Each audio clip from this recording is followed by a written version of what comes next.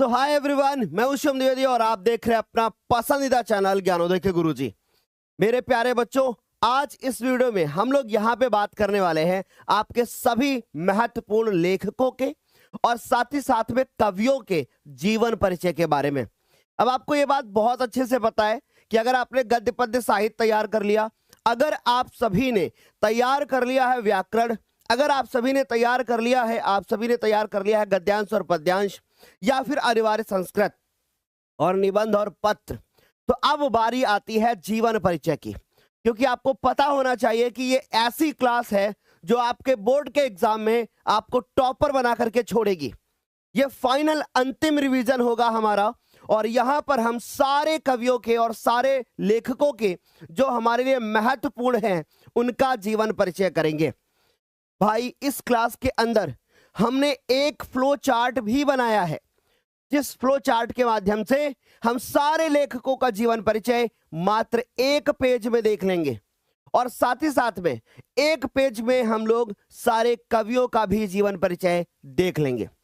अब सोचिए आप कि आपका इससे कितना ज्यादा फायदा होगा कि जब आप एक ही पेज पर सारे कवियों के और सारे लेखकों के जीवन परिचय, उनकी जन्म तिथि, उनके निधन की तिथि, उनका जन्म स्थान, उनका नाम, सब कुछ एक ही पेज में देख लेंगे तो कितना अच्छा होगा कि आपको बोर्ड के एग्जाम में वो चीज बहुत आसानी से याद हो जाएगी।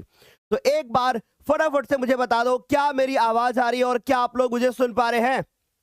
वाह, देखते देखते हमारे साथ बहुत सारे बच्चे लाइव होते चले जा रहे हैं। और एक बार मैं सबको ये बताना चाहता हूं कि आज हमारे लिए हिंदी पढ़ना बहुत जरूरी है, क्योंकि परसों हमारा बोर्ड का पेपर है और बहुत रिलैक्स होकर के आप हमारे साथ में हिंदी पढ़िए। जब ये क्लास खत्म हो जाए उसके बाद फिर से थोड़ा सा सेल्फ स्टडी करिए और फिर उसके बाद आज ही आपकी 10 बजे मैराथन शुरू हो रही है, तो मोबाइल का डाटा भी बचा करके रखना क्योंकि आपको मैराथन क्लास भी करना है। ओके, सो फाइनली स्टार्ट करते हैं हम लोग जीवन परिचय। लेकिन उससे पहले मैं बता दूं कि इतनी सारी क्लासेस हो चुकी है, जो आपको ये 6 दिख रही हैं। ये हिंदी का मैराथन जो आप देख रहे हो ये आज सुबह 10 बजे चलने वाला है, जिसमें मैम आपकी सब कुछ एक ही क्लास में कराएंगी। आपने देख लिया होगा कौन सी वो क्लास है बच्चों। उसके बाद बात करें, ये जो 6 क्लास आपको ग्रीन कलर से दिख रही हैं, ये 6 की 6 ये वाली क्लास है, जिसमें पहली क्लास में गद्य पद्य साहित्य का इतिहास और रचनाएं, फिर व्याकरण, फिर गद्यांश पद्यांश, उसके बाद बच्चों आपका निबंध और पत्र लेखन और साथ में हिंदी और अनिवार्य संस्कृत, ये सारी चीजें आपको कराई जा चुकी हैं। ठीक, तो फाइनली स्टार्ट करते हैं और हम समझते हैं कि लेखकों और कवियों के जीवन परिचय के बारे में। तो बच्चों, आपको बहुत अच्छे से पता है कि जब हमारे बोर्ड के एग्जाम में लेखकों का जीवन परिचय लिखने के लिए आएगा तो वो हमें टोटल 5 अंक दे करके जाएगा। कितने अंकों का आएगा? 5 अंक दे करके जाएगा। और जब कवियों का आएगा तो सर वो भी हमें 5 अंक ही दे करके जाएगा। ओके, शुरू करूं ना? अब चलो देखो, तो ध्यान से समझना बच्चों। सबसे पहले अगर बात करें तो मान लो हमारे पास पहले लेखक हैं जिनका नाम है आचार्य रामचंद्र शुक्ल। बच्चों, इनका जो जन्म होता है वो जन्म होता है 1884 में और जन्म का स्थान होता है बस्ती जिला अगोना ग्राम और निधन इनका होता है 1941 में। यानी आप याद रख सकते हो कि ये लगभग 16 साल इधर और 41 साल इधर जीवित रहे। और 16 और 41 अगर हम लोग जोड़ दें तो सर हमारे पास जो आंसर आता है वो 57 आता है। यानी लगभग ये 57 साल जो है वो जीवित रहे। इनके नाम में भी सा है और ये 57 साल जीवित भी रहे। ओके, बढ़िया एकदम। अच्छा, दूसरा है हमारे पास जयशंकर प्रसाद जी 1889 ईस्वी, ये याद रखोगे। यानी इनसे जस्ट 5 साल बाद, यानी 5 जोड़ोगे तो आपको यहाँ पे आपको 89 मिल जाएगा। ठीक है सर। काशी में इनका जन्म होता है और 1937 में इनका निधन हो जाता है। बढ़िया। फिर उसके बाद बात करते हैं पद्मलाल पुन्नालाल बख्शी जी के बारे में। मैं ये भी बताऊंगा कैसे लिखना है जिससे आपके नंबर ना कटे।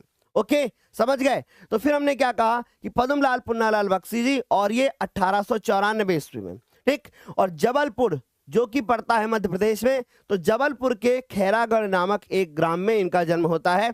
और बच्चों ये 1971 में। यानी कि अब आप ध्यान से देखो, तो जब आप 5 जोड़ रहे हो तो आपको जयशंकर प्रसाद जी का मिल रहा है, और जब उसमें आप लोग फिर से 6 जोड़ रहे हैं, 5 जोड़ रहे हैं, तो आपको क्या मिल रहा है? 1994। यानी आप 5 जोड़ते हुए चले जाइए। फिर उसके बाद जिस समय पर आचार्य रामचंद्र शुक्ल जी का जन्म हुआ उसी समय पर आप यहाँ के डॉक्टर राजेंद्र प्रसाद जी का भी जन्म हुआ, दोनों के सेम ही होंगे। बढ़िया। तो इनका जन्म कहाँ होता है? बिहार राज्य के छपरा जिले के जीरादेई नामक एक ग्राम में होता है और 1963 में इनकी क्या हो जाती है? मृत्यु हो जाती है, यानी निधन हो जाता है। फिर हम बात करते हैं रामधारी सिंह दिनकर जी की। यानी अब ऐसे याद रखोगे कि भैया ये 19वीं उसमें चले जाते हैं और 1908 में इनका क्या होता है? जन्म होता है। आपने पढ़ा भी होगा कि अभी रामधारी सिंह दिनकर जी का जीवन परिचय हम एक ट्रिक से याद करेंगे बहुत आसानी से, और आ गया तो फोड़ के रख के आ जाओगे, है ना। फिर उसके बाद बात करते हैं इनका सिमरिया जो कि मुंगेर में है और इनका बिहार जो राज्य है उसमें इनका जन्म होता है और 1974 में इनका क्या हो जाता है? निधन हो जाता है। यानी जितने भी आप लेखक ध्यान से देखेंगे तो उसमें पता चलेगा कि रामधारी सिंह दिनकर जी का जन्म भी बाद में हुआ और इनकी मृत्यु भी लगभग बहुत काफी लंबे समय के बाद में हुई। क्या यहां तक सारे बच्चों को क्लियर हो गई? इतनी बातें बहुत अच्छी तरीके से समझ में आ रहा होगा, बहुत अच्छी तरीके से क्लियर हो गई होंगी चीजें। ठीक, तो पहले इसको अच्छे से नोट करिएगा। और आज आप सभी का एसएसटी का टेस्ट था लेकिन अभी उसको हटाया गया है क्योंकि पहले हमारे लिए जरूरी है हिंदी की क्लासेस, हिंदी का पेपर पहले है। ओके, फिर उसके बाद हम बाद में एसएसटी का टेस्ट भी लेंगे आपका। मैं अभी आपको एसएसटी के टेस्ट का टाइम भी बता दूंगा कि एसएसटी का टेस्ट कब होगा। ओके, एसएसटी के टेस्ट का टाइम भी बता दूंगा। आज सुबह नोट कर लो, एसएसटी का टेस्ट जो होगा वो अभी आज ही हो जाएगा और आज ही आपका 9 बजे टेस्ट हम ले लेंगे। ठीक है, तो आज हम 9 बजे आपका टेस्ट भी ले लेंगे, आप बिल्कुल भी निश्चिंत रहो। ओके, तो सुबह 9 बजे आप तैयार रहना। इसको 9 को हम 8:30 करवा देते हैं ताकि आप लोग फ्री रहें, तो 8:30 करवा देते हैं। 8:30 बजे आप एसएसटी का टेस्ट दे दीजिएगा। ओके, चलो देखो तो भैया अब कॉपी पे कैसे लिखना है? कॉपी पे लिखने का सबसे बेस्ट तरीका यही होता है।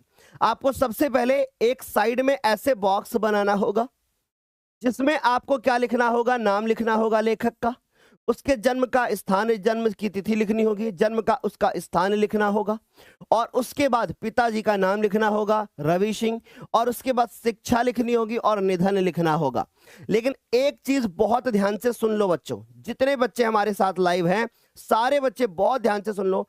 ये जो आप बॉक्स बनाओगे इसको बीच में नहीं बनाओगे, इसको आप साइड में ही बनाओगे, जैसे साइड में बना हुआ है। सर कॉपी हमारी लंबी होगी तो लिखना तो बेटा ऐसे ही है ना, लिखना तो ऐसे ही है ना। तो यानी कि साइड में बॉक्स बनाओगे, यहां पे आप जिस भी लेखक का जिसका भी जीवन परिचय लिख रहे हैं उसको यहां पर आप ऐसे बॉक्स बना करके लिख दोगे और फिर उसके बाद लिखते हुए आओगे इस तरीके से और पैसेज को समाप्त करोगे, फिर अगला पैसेज शुरू करोगे और ऐसे लिखते हुए चले जाओगे। जब ये काम आपका हो जाएगा फिर उसके बाद नीचे आना है और उसके बाद यहां पर आपको लिखना है रचना, और सिर्फ एक ही रचना लिखनी होती है। मेरी बात फिर से सुन लो, किसी भी बच्चे को साहित्यिक जीवन परिचय वगैरह नहीं लिखना होता है। अगर आप क्लास 10th में हैं तो किसी को बच्चे को भी साहित्यिक जीवन परिचय वगैरह नहीं लिखना है, सिर्फ इस तरीके से साधारण ही जीवन परिचय लिख करके आना है। बढ़िया, सारे बच्चों को क्लियर हो गई बात? अभी तो कोई डाउट नहीं है। चलो अभी मैं आपको सारे जीवन परिचय लिखना भी सिखाऊंगा। यहां पर आप एक रचना लिख देंगे और फुल स्टॉप लगा देंगे, बस इतना काम करना है। सर मुझे 5 रचनाएं आती हैं तो क्या मैं 5 रचनाएं लिखूं? नहीं भाई, सिर्फ एक रचना लिखना है। ठीक, अब बड़ा सवाल आता है कि जीवन परिचय हम कितने पेज में लिखें? तो भाई मैं आपको फिर बता देना चाहता हूं, जीवन परिचय ओनली आपको एक पेज में ही लिखना है। आप दूसरे पेज में क्यों जाएंगे? आपका एक ही पेज में काम हो जाएगा। बढ़िया, सारे बच्चों को इतनी बातें बढ़िया अच्छे से क्लियर हो गई, तो ये बात नोट कर लीजिएगा। अब हम बात करते हैं कि भैया जैसे हमारे जीवन परिचय होंगे तो इनमें से कौन कौन से हमें तैयार करने हैं, कौन कौन से हमें अच्छे से तैयार करने हैं। और भाई याद रखना, मैं क्लास में ही आप सभी को सारे जीवन परिचय याद करा दूंगा। आज क्लास में ही सारे जीवन परिचय याद हो जाएंगे। आप मेरे साथ में इस क्लास में बने रहेंगे तो आपको सारे जीवन परिचय मैं क्लास में ही याद करा दूंगा, एकदम हंसी मजाक के साथ में। ऐसा लगेगा अरे भाई ये तो सर जीवन परिचय हमारा ही बता रहे हैं। ठीक है, बहुत मजा आएगा। तो सबसे पहले हम बात करते हैं आचार्य रामचंद्र शुक्ल जी के बारे में। तो इनका जन्म होता है कब? 1884 में। कब होता है? 1884 में बात होता है, जन्म होता है किसका? आचार्य रामचंद्र शुक्ल जी का। बढ़िया, इतनी बात सारे बच्चों को समझ में आ गई। फिर उसके बाद जब 1884 में इनका जन्म होता है, कहाँ होता है? बस्ती जिले के, जो कि यूपी में है, बस्ती जिले के अगोना नामक ग्राम में इनका जन्म होता है। फिर सर इनके पापा का नाम क्या होता है? चंद्रबली शुक्ल होता है। अच्छा, राम जी ने किसका वध किया था बताइए? किसको तीर से मारा था?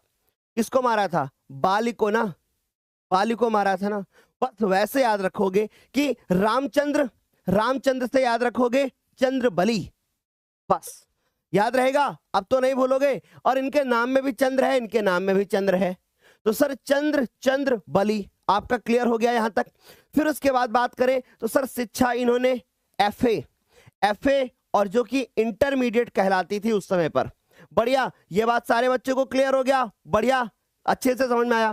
फिर उसके बाद इन्होंने, इनकी आजीविका कैसे चलती है, इन्होंने क्या काम किया अपने जीवन में? तो ये पढ़ाते थे, यानी अध्यापन का काम करते थे, लेखन का काम करते थे और ये प्राध्यापक भी थे। आज मैं इसी क्लास में आपको एक ऐसा भी जीवन परिचय बताऊंगा जो कि 100% आपको बोर्ड के एग्जाम में मिलेगा।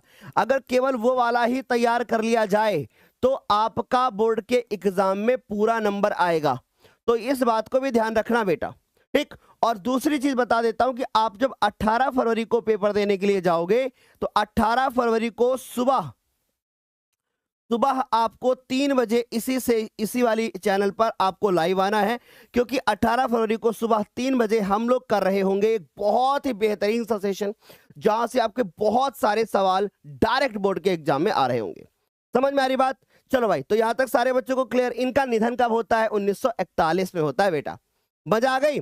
चलो, अब मेरी बात बहुत ध्यान से समझना। ये हिंदी भाषा के उच्च कोटि के क्या थे? एक साहित्यकार है, और इनका नाम क्या है? आचार्य रामचंद्र शुक्ल। और ये साथ में निबंधकार भी हैं।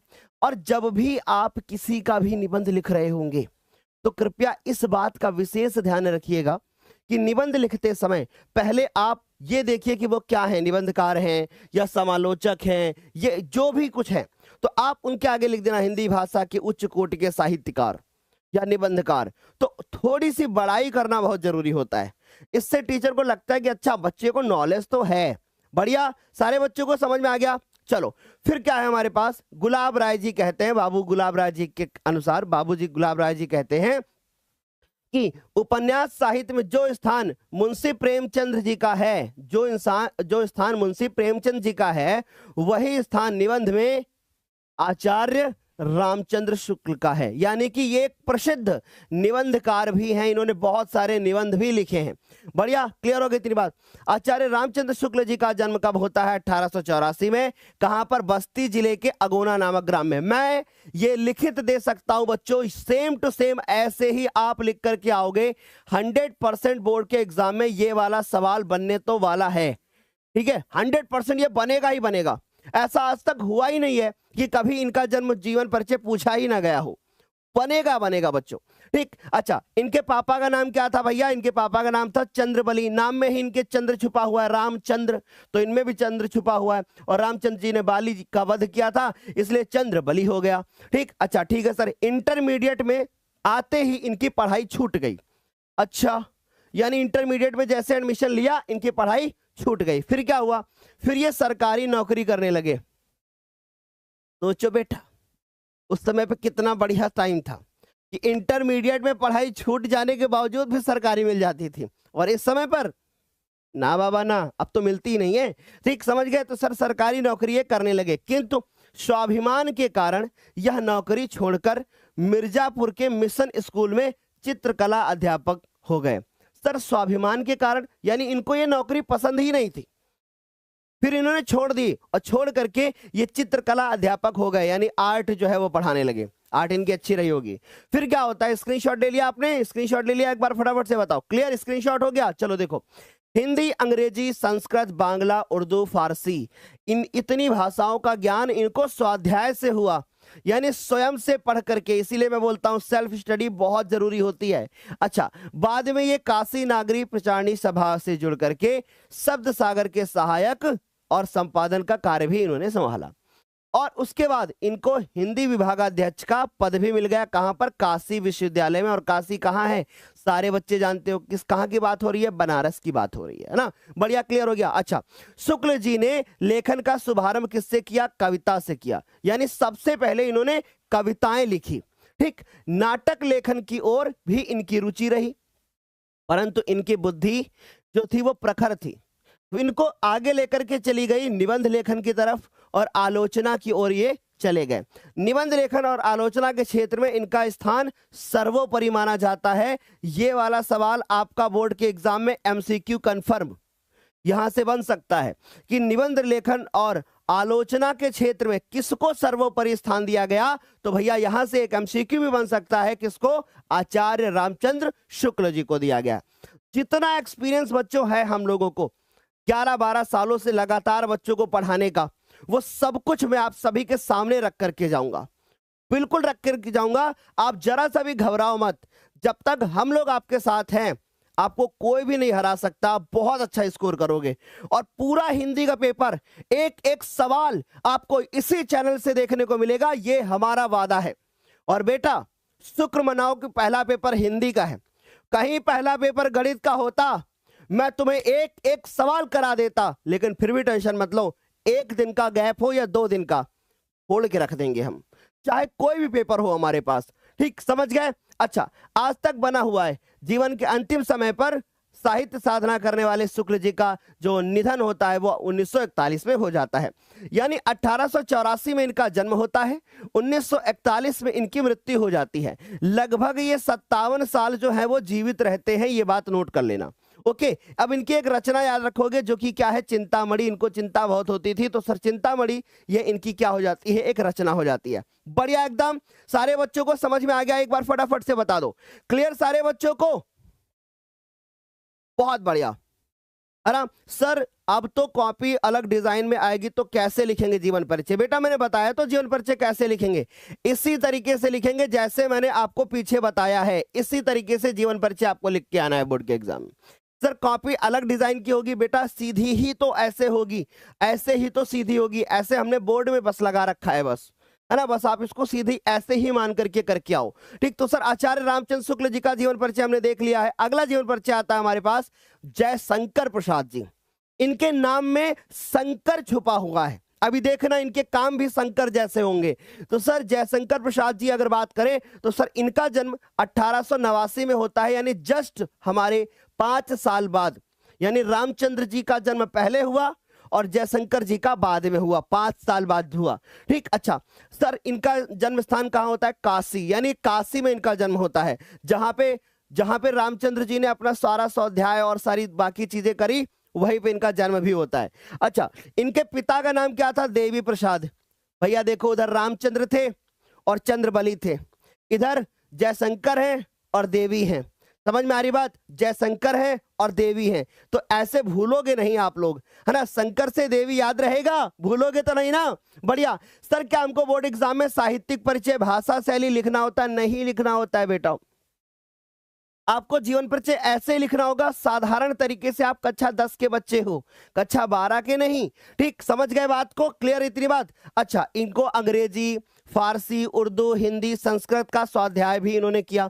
बच्चों किसी के जीवन परिचय में अगर भाषा लिखने को आती है, शिक्षा लिखने को आती है, भाई ये जो लेखक होते हैं ना, इनको सारी भाषाओं का ज्ञान होता है। तुम 3-4 भाषा दिल और दिमाग में एकदम सेट कर लो, अंग्रेजी, फारसी, उर्दू। ठीक, और स्वाध्याय का मतलब स्वयं से अध्ययन, जैसा मैंने बताया आपको। तो बस आप 4-5 भाषा लिख लो कि भैया इनको अंग्रेजी आती थी, फारसी आती थी, उर्दू आती थी, हिंदी आती थी, संस्कृत आती थी। ये बस रट के बैठ जाओ, अंग्रेजी, उर्दू, फारसी, बस आप लिख के चले आना। वहां कोई नहीं देखेगा कि ये किसको आ रही थी, कौन सी भाषा किसको नहीं आ रही थी। बस ये 4-5 भाषाएं नोट करके रख लो, फोड़ के आओगे बच्चों, है ना। तो यहां तक सभी को समझ में आ गया। निधन कब होता है? 1937। और मेरे बच्चे पहले से लिख रहे हैं कि 1937। बेटा आप पहले कमेंट सेक्शन में लिखो, पहले लिखो कमेंट सेक्शन में।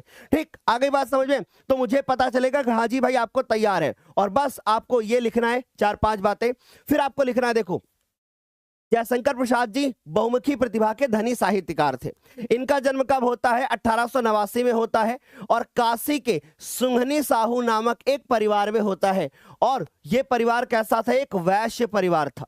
समझ में आ रही बात? इनके यहां पर तंबाकू का व्यापार होता है। अच्छा, अगर आप गांव से जुड़े हो तो आपको बहुत अच्छे से पता है, तंबाकू का सेवन होता है।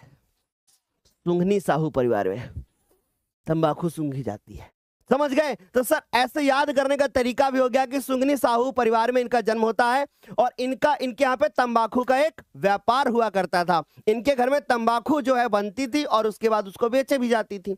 अच्छा, इनके पिता का नाम था देवी प्रसाद और इनके पितामह का नाम था शिवरत्न साहू। सारे के सारे शिव भक्त थे, सारे के सारे शिव भक्त थे, इसीलिए इनका नाम जयशंकर पड़ गया। समझ गए? तो भैया अच्छे से क्लियर हो गई इतनी बात। उनके पिता भी अत्यधिक उदार और साहित्य प्रेमी थे, यानी बड़े प्यारे नेचर के उनके पिताजी थे।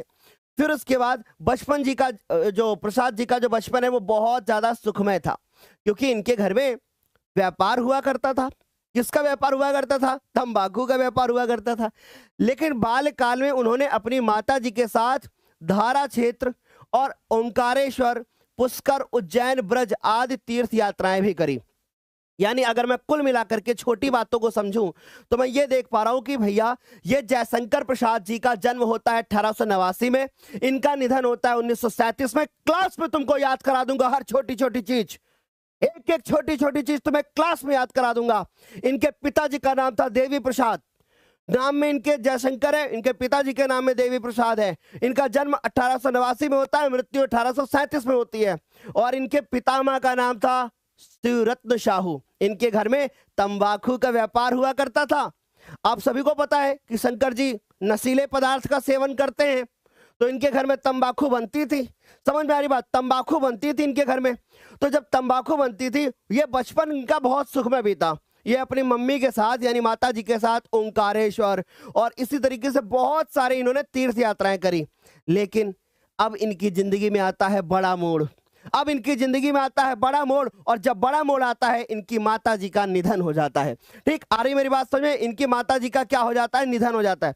जैसे ही इनकी माता जी का निधन हुआ, अब देखिएगा परिवार का एक एक सदस्य सब समाप्त हो जाएगा। इनके पिताजी का निधन होगा, इनके भाई का निधन हो जाएगा, सबका निधन हो जाएगा। अभी देखना कैसे। भैया बचपन से इनको बहुत ज्यादा लगाव था, और किसमें लगाव था? साहित्य के प्रति, यानी किताबें वगैरह पढ़ा करते थे और साहित्यिक पुस्तक ये पढ़ा करते थे, यानी हिंदी वगैरह की पुस्तकें पढ़ा करते थे और रचना किया करते थे। पहले उनके भाई उनकी काव्य रचना में बाधा डाला करते थे, परंतु जब उन्होंने देखा कि प्रसाद जी का जो मन है वो रचना में लग रहा है, तब उन्होंने इसकी पूरी स्वतंत्रता उनको दे दी। यानी भाई पहले कहता था तू पढ़ेगा नहीं, तू पढ़ेगा नहीं, तू साहित्य रचना वगैरह नहीं करेगा।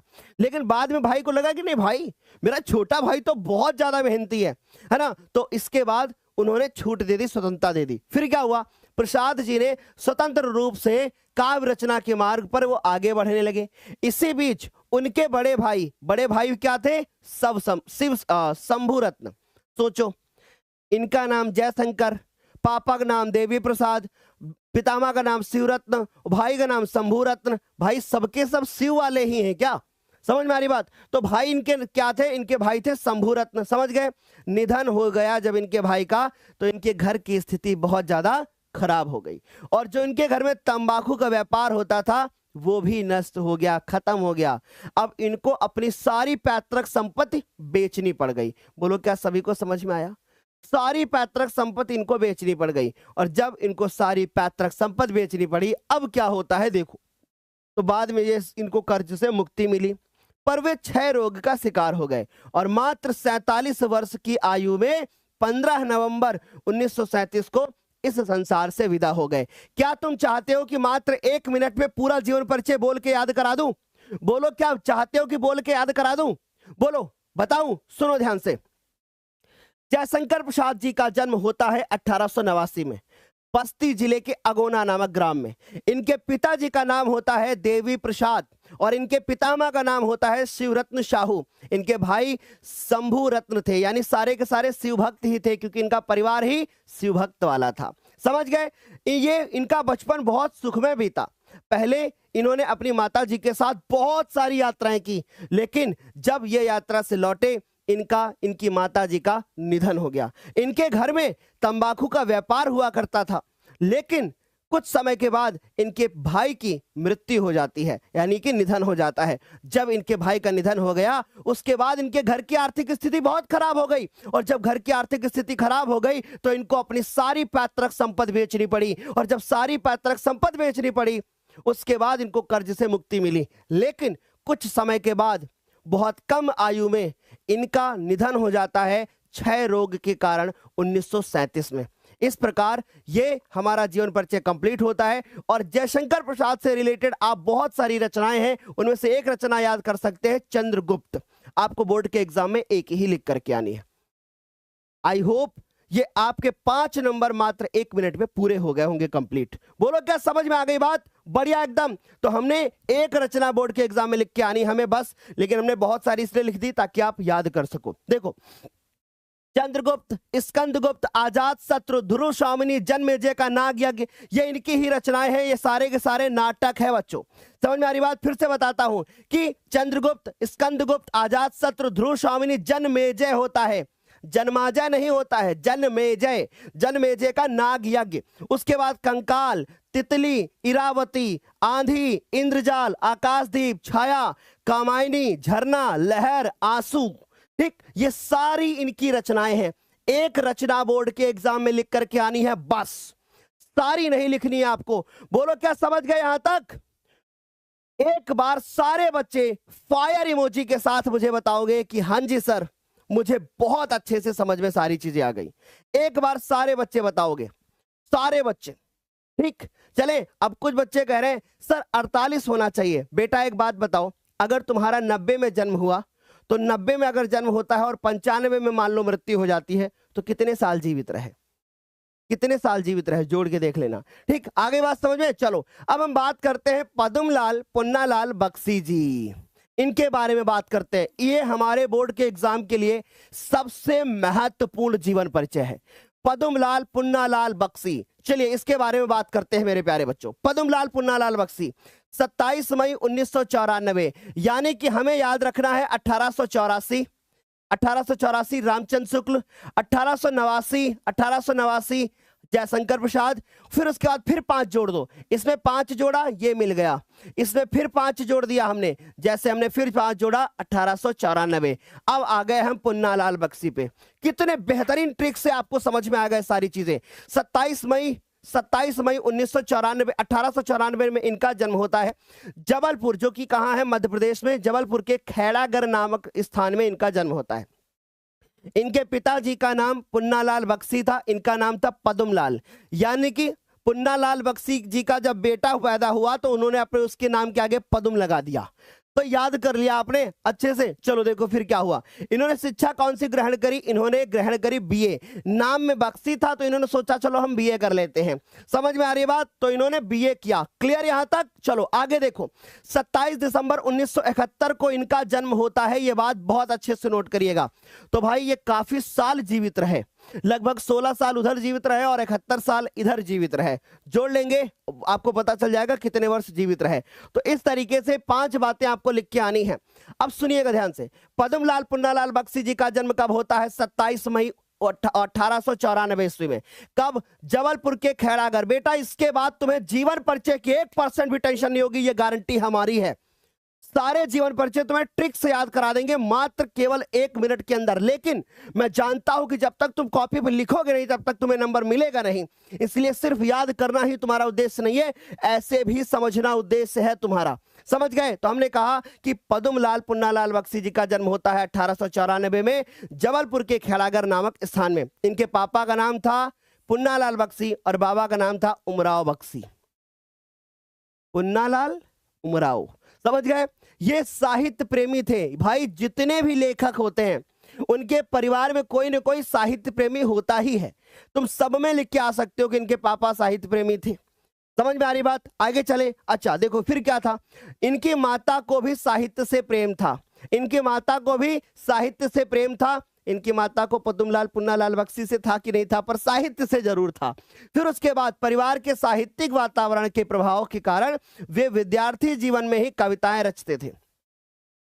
जब आप लोग व्हाट्सएप पे मैसेजेस किया करते थे तो ये पुन्नालाल बख्शी जी रचनाएं रचा करते थे। ठीक, बीए पास जैसे इन्होंने किया और फिर सरस्वती में अपनी रचनाएं वो प्रकाशित करना शुरू करते हैं। बाद में सरस्वती के अतिरिक्त अन्य पत्र पत्रिकाओं में भी इनकी रचनाएं प्रकाशित हुई।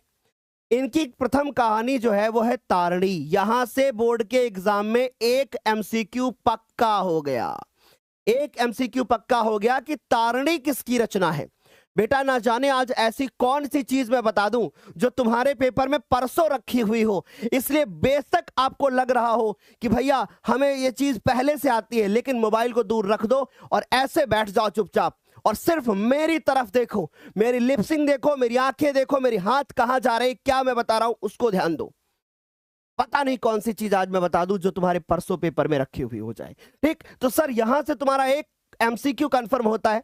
ये तारणी इनकी पहली कहानी प्रकाशित हुई और ये हितकारिणी इनकी पत्रिका में प्रकाशित हुई थी, यानी हितकारिणी पत्रिका में तारणी नामक कहानी इनकी प्रकाशित हुई। यानी तारणी की हमने विधा भी देख ली कि विधा क्या है, कहानी है। बढ़िया।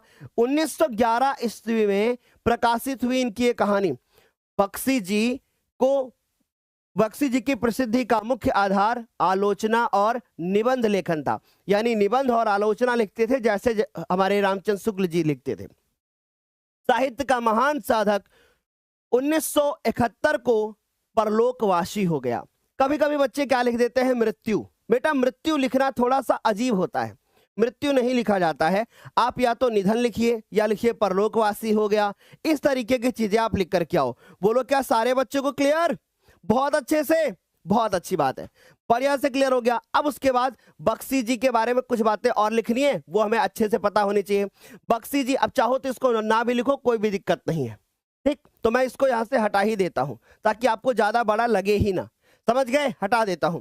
इनकी रचनाएं जैसे प्रबंध पारिजात, पंचपात्र, पद्मा भवन, है ना, या पद्म भवन, फिर मकरंद बिंदु, ये याद रखोगे। कुछ बिखरे पन्ने, मेरा देश, ये इनके निबंध है। झलमला जो कि बहुत इंपॉर्टेंट है, इस साल तुम्हें बोर्ड के एग्जाम 2026 में देखने को मिल सकती है, समझ गए? तो सर 2026 में देखने को मिल सकती है झलमला, आप अच्छे से तैयार कर लेना। और उसके बाद समस्या और समाधान, ये हमारी 2026 में देखने को मिल सकती है, ये हमारी 2026 में मिल सकती है। पर इसके लिए आप कम से कम 1 से 2 याद कर लो, बस इतना काम हो जाएगा। बोलो सारे बच्चों को क्लियर? बढ़िया। सर हमें कितने पेज का लिख के आना है? सिर्फ 1 पेज का लिख के आना है। अगर हम इतना तैयार करेंगे तो इतना तैयार होगा, फिर हम इतना लिख करके आएंगे। इसलिए आप अच्छे से 1 पेज का कम से कम जीवन परिचय पूरा लिख करके आना, जिसमें क्या क्या इंक्लूड होना चाहिए। जिसके अंदर इंक्लूड होना चाहिए उनका नाम, जिसके अंदर इंक्लूड होना चाहिए उनका जन्म और जन्म की तिथि, फिर उसके बाद जन्म का स्थान इंक्लूड होना चाहिए, फिर उसके बाद इंक्लूड होना चाहिए पापा का नाम, और फिर इंक्लूड होना चाहिए शिक्षा, और इंक्लूड होना चाहिए निधन। इतनी बातें आपकी बिल्कुल करेक्ट लिखी होनी चाहिए ब्लैक पेन से। मैं बताऊंगा अब दूसरी तरीके से निबंध कि कैसे लिखने से पूरे नंबर मिलते हैं, और बहुत ध्यान से हमारी बात को सुनना। बच्चों सुनो, सबसे पहली बात हमें नाम लिखना होता है। जैसे मैंने लिखा कि नाम क्या है, राजेंद्र प्रसाद। जन्म कब हुआ?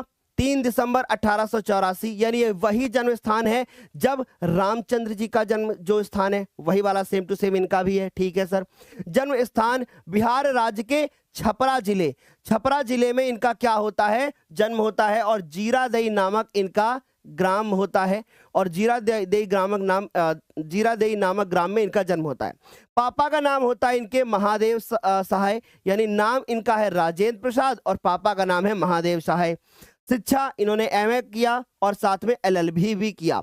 निधन इनका होता है 28 फरवरी 1963। भाई देखो बोर्ड की परीक्षा कब है? 18 फरवरी को ना, तो बस उसमें से तुम्हें 10 घटाना है और ये आ जाएगा हमारे पास 28 फरवरी। तो ऐसे भी तुम याद कर सकते हो। बढ़िया से क्लियर हो गई तेरी बात? अच्छा, दूसरी चीज सुनना, जब आप लिख रहे होंगे, आप चाहो तो प्रमुख रचनाएं लिख सकते हैं, चाहे तो एक रचना लिख दीजिए। तो जैसे भारतीय शिक्षा इनकी रचना है, गांधी जी की देन इनकी रचना है, शिक्षा और संस्कृति इनकी रचना है, मेरी आत्मकथा, बापू के कदमों में, मेरी यूरोप यात्रा, ये इनकी रचनाएं हैं। ये बहुत अच्छे से आपको तैयार करके जानी है। बढ़िया एकदम। चलो अब देखो बहुत ध्यान से, जितना भी भाग इसमें व्हाइट कलर से लिखा हुआ है, तो जो व्हाइट कलर से लिखा हुआ है उसके लिए आप ब्लू पेन का इस्तेमाल करोगे। मेरी बात बहुत ध्यान से सुनो, किसका इस्तेमाल करोगे? ब्लू पेन का इस्तेमाल करोगे।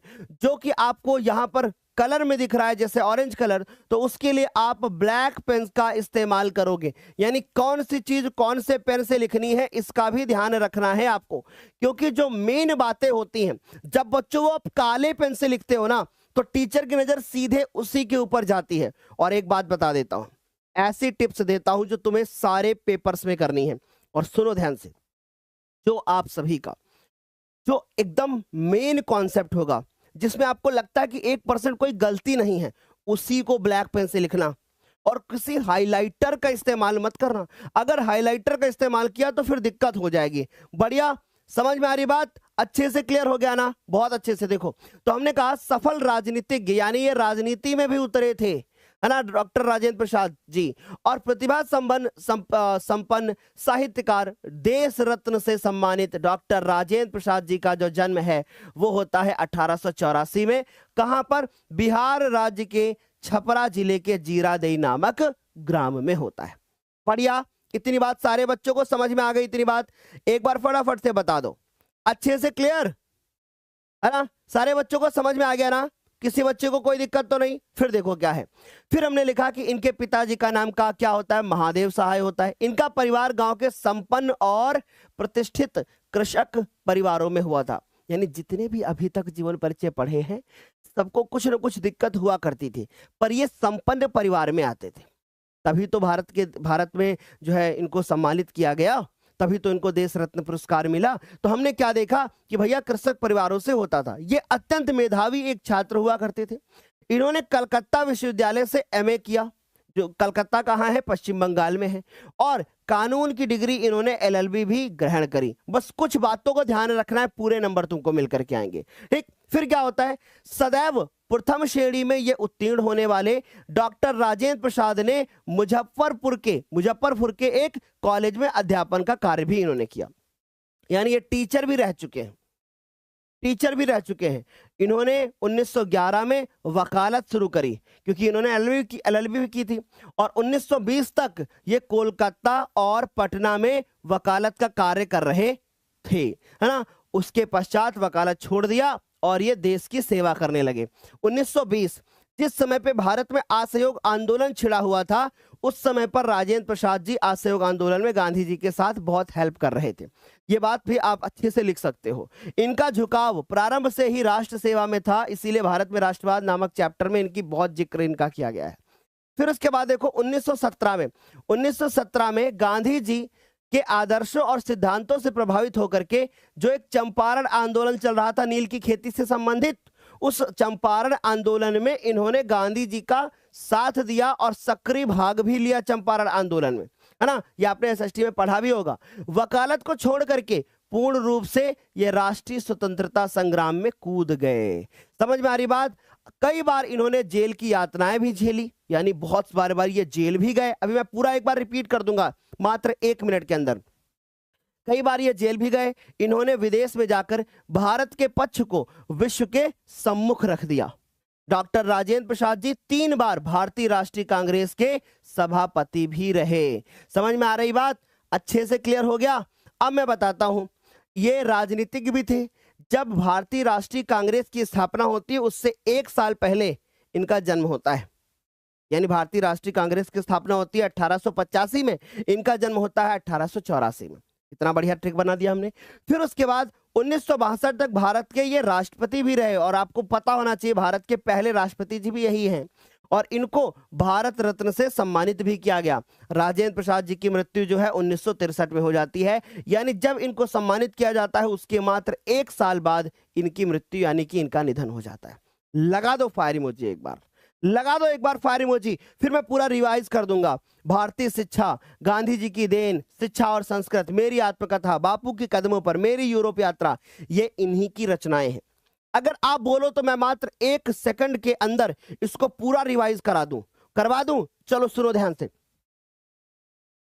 प्रसिद्ध राजनीतिज्ञ और देश रत्न से सम्मानित डॉक्टर, ऐसे नाम लिखोगे, डॉक्टर राजेंद्र प्रसाद जी का जो जन्म होता है वो 1884 में होता है।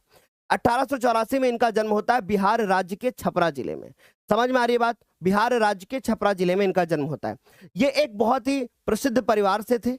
और दूसरी चीज आपको बताना है कि इन्होंने जो है, इनके पिता का नाम जो था वो महादेव सहाय था। इन्होंने एमए किया कर रखा है, साथ में इन्होंने एलएलबी की डिग्री भी ले रखी है। साथ में इन्होंने LLB, आप बस केवल एक पेज लिखोगे ऐसे राजेंद्र प्रसाद, फिर उस पे नीचे लाइन ठीक ऐसे खींच के छोटे छोटे पॉइंट्स में बदल दोगे उसको। समझ गए? क्लियर हो गई इतनी बात? फिर देखो जरा ध्यान से, MA किया इन्होंने, कानून की डिग्री LLB भी इन्होंने उत्तीर्ण की। फिर उसके बाद सदैव पहली प्रथम श्रेणी में उत्तीर्ण होने वाले राजेंद्र प्रसाद जी मुजफ्फरपुर के एक कॉलेज में इन्होंने अध्यापन का कार्य भी किया। इतनी बातें आपको पता होनी चाहिए। उसके बाद जब 1917 में चंपारण आंदोलन चल रहा था तो ये गांधी जी के साथ उसमें सक्रिय भाग ले रहे थे। उसके बाद इन्होंने अध्यापन कार्य छोड़ करके देश सेवा में ये लग गए और 1962 में इनको भारत रत्न से भी अलंकृत किया गया, यानी कि सम्मानित किया गया। एक वर्ष बाद यानी 1963 में इनकी मृत्यु हो जाती है, अर्थात इनका निधन हो जाता है। और इन्होंने बहुत सारी रचनाएं लिखी हैं, जैसे कि शिक्षा और संस्कृत, मेरी आत्मकथा, बापू के कदमों पर भारतीय शिक्षा। तो यहां तक सारे बच्चों को क्लियर? एक बार फटाफट से बताओ, क्या यहां तक सारे बच्चों को क्लियर हो गया? एक बार फटाफट से बताना।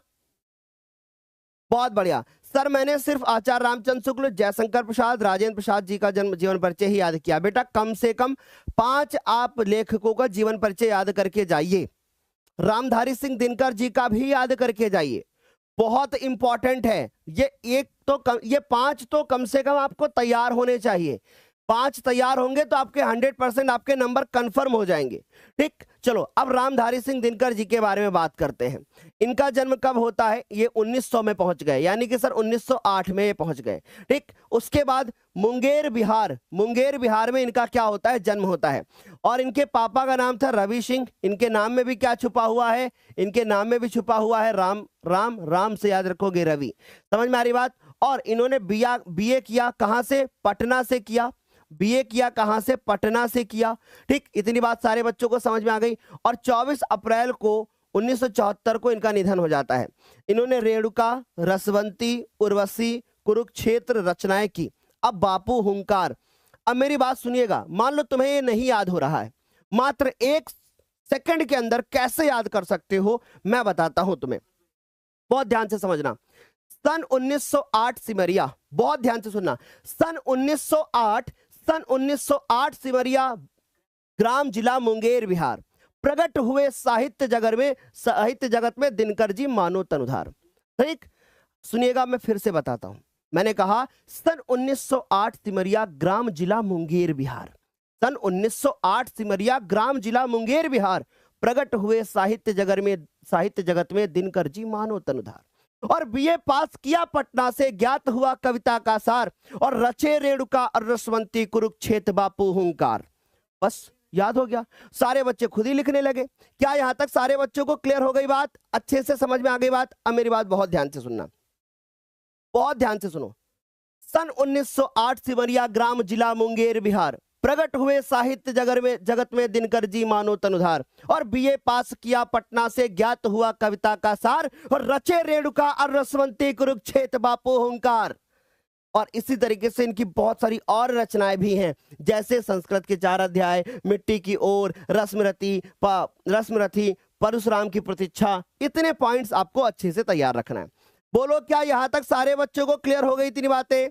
बहुत अच्छे से, बढ़िया। सर क्या आप मेरा कमेंट पढ़ रहे हो? बिल्कुल पढ़ रहा हूं। तो चलो देखो जरा ध्यान से, दिनकर जी का जन्म होता है 1908 में सितंबर में। ठीक, बिहार राज्य के मुंगेर जिले में सिमरिया नामक ग्राम में इनका जन्म होता है। एक किसान परिवार में इनका जन्म होता है। इन्होंने BA पास किया कहां से? पटना से। कुछ दिनों के लिए ये उच्चतर माध्यमिक विद्यालय में प्रधानाध्यापक का कार्य भी करते हैं। उसके बाद ये सरकारी नौकरी में चले गए। उस समय तो सरकारी नौकरी जैसे खेल थी, बट रही थी टॉपिक तरीके से, आओ सरकारी नौकरी ले लो, ऐसे सबसे पहले उन्होंने किया था। क्या नाम था उनका? रामचंद्र शुक्ल जी। उन्होंने बस इंटर पास करने के बाद सरकारी नौकरी में चले गए। और उसके बाद सन 1952 में इन्होंने भारतीय संसद के सदस्य भी मनोनीत हुए। फिर उसके बाद कुछ समय के बाद भागलपुर विश्वविद्यालय के कुलपति भी रहे। कुछ बातें आपको बस पता होनी चाहिए। भारत सरकार के गृह विभाग में हिंदी सलाहकार के रूप में एक लंबे अरसे तक ये हिंदी के प्रचार प्रसार के लिए कार्यरत रहे। अच्छा, इनकी रचना है कौन कौन सी? उर्वशी के लिए इनको 1972 में ज्ञानपीठ पुरस्कार भी प्राप्त हुआ। तो ये पॉइंट आपके लिए बड़ा इंपॉर्टेंट है कि आपके रामधारी सिंह दिनकर जी को ज्ञानपीठ पुरस्कार किस रचना के कारण मिला। ठीक, तो याद रखेंगे उर्वशी के लिए मिला था इनको। सन 1959 में भारत सरकार ने इनको पद्म भूषण से भी सम्मानित किया। यानी सोचिए कि एक साहित्यकार जो कि किसान परिवार से था, ठीक, जो कि किसान परिवार से है, उसको पद्म भूषण से सम्मानित किया जा सकता है, तो भाई तुम्हें भी सम्मानित किया जाएगा। उत्तर प्रदेश के मुख्यमंत्री जी के द्वारा तुम्हें अवार्ड दिया जाएगा जब तुम पहली रैंक लेकर के आओगे, दूसरी रैंक लेकर के आओगे, तीसरी रैंक लेकर के आओगे, साक्षात आपसे मुख्यमंत्री जी मिलेंगे। और सुनो, ऐसा पॉसिबल तब हो पाएगा जब तुम ज्ञानोदय की 18 तारीख की सुबह वाली क्लास में जुड़ोगे। 18 तारीख सुबह 3 बजे सारे बच्चे तैयार रहिएगा। उस दिन समझ लो तुम्हें खजाना मिलने वाला है। जो साल भर आपने पढ़ा है वो चीज आपको एक दिन सुबह सुबह कराई जाएगी। और मैं ये आपसे वादा करता हूं कि तुम्हारे एक एक क्वेश्चन पेपर में छोटी छोटी चीजें आएंगी। जब वहां पर हम आपको पढ़ाने आएंगे तो जीवन परिचय इस तरीके से नहीं बताया जाएगा, कुछ दूसरी तरीके से हम आपको बताएंगे कि आपको देखते ही याद हो जाएगा। बस आप देखोगे, कहोगे सर बिल्कुल बहुत अच्छे से याद हो गया। लेकिन अभी अगर मैं वो चीज दे दूंगा, अगर आपको लग रहा होगा कि सर अभी से वो चीज दे दो, भाई अभी से दे दूंगा तो तुम्हारी आदत खराब हो जाएगी। आदत इसलिए खराब हो जाएगी, फिर तुम्हें इस चीज का एहसास हो जाएगा कि भाई मैं बहुत उसको कम समय में याद कर सकता हूं, और फिर वो तुम्हारी आदत इसलिए भी खराब होगी क्योंकि तुम इस तरीके से लिखना नहीं सीखोगे। समझ गए? और 10 बजे आज क्लास में आ जाना, क्योंकि दिव्यांशी मैम आपकी बहुत मेहनत की है। आज रात में वो सोई नहीं है, कुछ बहुत सारी चीजें उन्होंने तैयार की हैं, पूरी रात वो बैठी रही हैं। मैं तो सो भी गया था 4 बजे, लेकिन वो राज भैया पूरी रात आज टाइपिंग किए हैं, आज वो भी घर नहीं गए हैं, ठीक है। और आपके विवेक सर लगभग 2-3 दिनों से लगातार जग रहे हैं भाई। तो आप ये सोच के चलो तुम्हारे लिए ज्ञानोदय टीम बहुत मेहनत कर रही है, ठीक है। तो यहां तक सारे बच्चों को क्लियर? प्रतिनिधि, लेखक और कवि के रूप में इन्होंने अनेक प्रतिनिधि मंडलों में रह करके विदेशी यात्राएं की। दिनकर जी की आज सामयिक जो है मृत्यु, यानी कि कोई इनका समय नहीं था मृत्यु वाला, लेकिन उसके बावजूद 1974 में इनकी मृत्यु हो जाती है। लगभग ये 66 वर्ष जो है वो जीवित रहते हैं। बढ़िया, सारे बच्चों को क्लियर हो गई इतनी बात? सारे बच्चों को यहां तक समझ में आया? तो भाई फटाफट से इसको नोट कर लेना। फिर हम बात करते हैं इनकी रचनाएं जो अभी हमने बताई हैं। एक रचना पेपर में लिख के आनी है, बाकी तो हमने इसलिए लिखी है ताकि तुम्हें समझ में आ जाए कि भैया हमें इतनी रचनाएं याद रखनी है आगे के लिए। अब आते हैं, हम लोग बात करते हैं कवियों के जीवन परिचय के बारे में। और कितने लोग चाहते हैं कि एक पेज पर सारे कवियों की जन्म तिथि, निधन का स्थान और साथ में जन्म का स्थान लिख दिया जाए? कितने लोग ऐसा चाहते हैं? बता दो एक बार, बताएं, चलो बताया जाए। चलो देखो भाई, हमने क्या लिखा, महत्वपूर्ण कवियों के जीवन परिचय हमने यहाँ पे लिख रखा है। और पूरे एक पेज में हमने हर छोटी छोटी चीज को लिख रखा है। सर आप हिंदी भी आप भी पढ़ाएं प्लीज, आप हिंदी। अरे बेटा मैं हिंदी में काव्य थोड़ी ना पढ़ा पाऊंगा, कैसे मैं वहां रचना कर पाऊंगा? मरणम मंगलम बंधनम, कहाँ हमको वो थोड़ी नहीं आता है। हमें ये बहुत सिंपल सी हिंदी है भाई, इसलिए वो वाली हिंदी तो केवल तुम्हें यूट्यूब पे एक ही टीचर पढ़ा सकता है और वो है दिव्यांशी मैम। उसके अलावा तुम्हें कोई नहीं पढ़ा सकता है। तुम देखोगे बहुत सारे लोग ऐसे लिखते हैं, सुनो मैं बताता हूं। लिखेंगे कि ऐसे लिखेंगे संदर्भ की, देखना कैसे लिखते हैं, संदर्भ की व्याख्या। अरे भाई उन्हें जब का नहीं लिखना आ रहा है, की लिखना नहीं आ रहा है, तो तुम्हें नंबर कैसे दिलाएंगे? समझिए मेरी बात को, ठीक। संदर्भ की व्याख्या तुम एक बार फील करके तो देखो कि तुम्हें केवल और केवल काव्य एक ही टीचर ढंग से पढ़ा सकता है। प्रोनाउंसिएशन देखो, और वो है आपकी प्यारी दिव्यांशी मैम। मैं खुद नहीं पढ़ा सकता बेटा काव्य, तुम्हें समझ में आ रही बात? तो एक बार दिव्यांशी मैम के लिए फायर इमोजी कर दो, क्योंकि आज दिव्यांशी मैम आपकी फिर से आपको काव्य पढ़ाने के लिए आ रही है 10 बजे सुबह। और मैं फिर आपसे कह रहा हूं, मात्र एक टीचर है जो आपको काव्य बेहतरीन तरीके से पूरे यूट्यूब पे पढ़ाता है, और वो है आपकी प्यारी दिव्यांशी मैम। उठा के देखो, पुरते निकसी रघुवीर वधुकुल, ऐसे करके गा के बेहतरीन तरीके से पढ़ाती है, और वो सिर्फ दिव्यांशी मैम ही आपको पढ़ा पाएंगे, कोई नहीं है बेटा ऐसा। समझ गए? तो भाई तैयार रहना 10 बजे आप, और ऐसे गा के पुरते निकसी रघुवीर वधुकुल। आगे मुझे नहीं आता है, ठीक है। तो बच्चों क्या हुआ, कवि का नाम अगर बात करें तो सूरदास जी, बहुत ध्यान से समझिएगा। सूरदास जी का जन्म होता है 1478 में। फिर उसके बाद कहां पर, रुनकता नामक ग्राम में, और 1583 में इनका निधन होता है। इसका स्क्रीनशॉट लेना बहुत इंपॉर्टेंट है। फिर बात करते हैं तुलसीदास जी, इनका जन्म होता है 1532 में, राजापुर नामक ग्राम में। निधन होता है 1623 में। उसके बाद रसखान जी के बारे में बात करते हैं तो सर 1584 में दिल्ली स्थान में इनका जन्म होता है और 1628 में इनका निधन हो जाता है।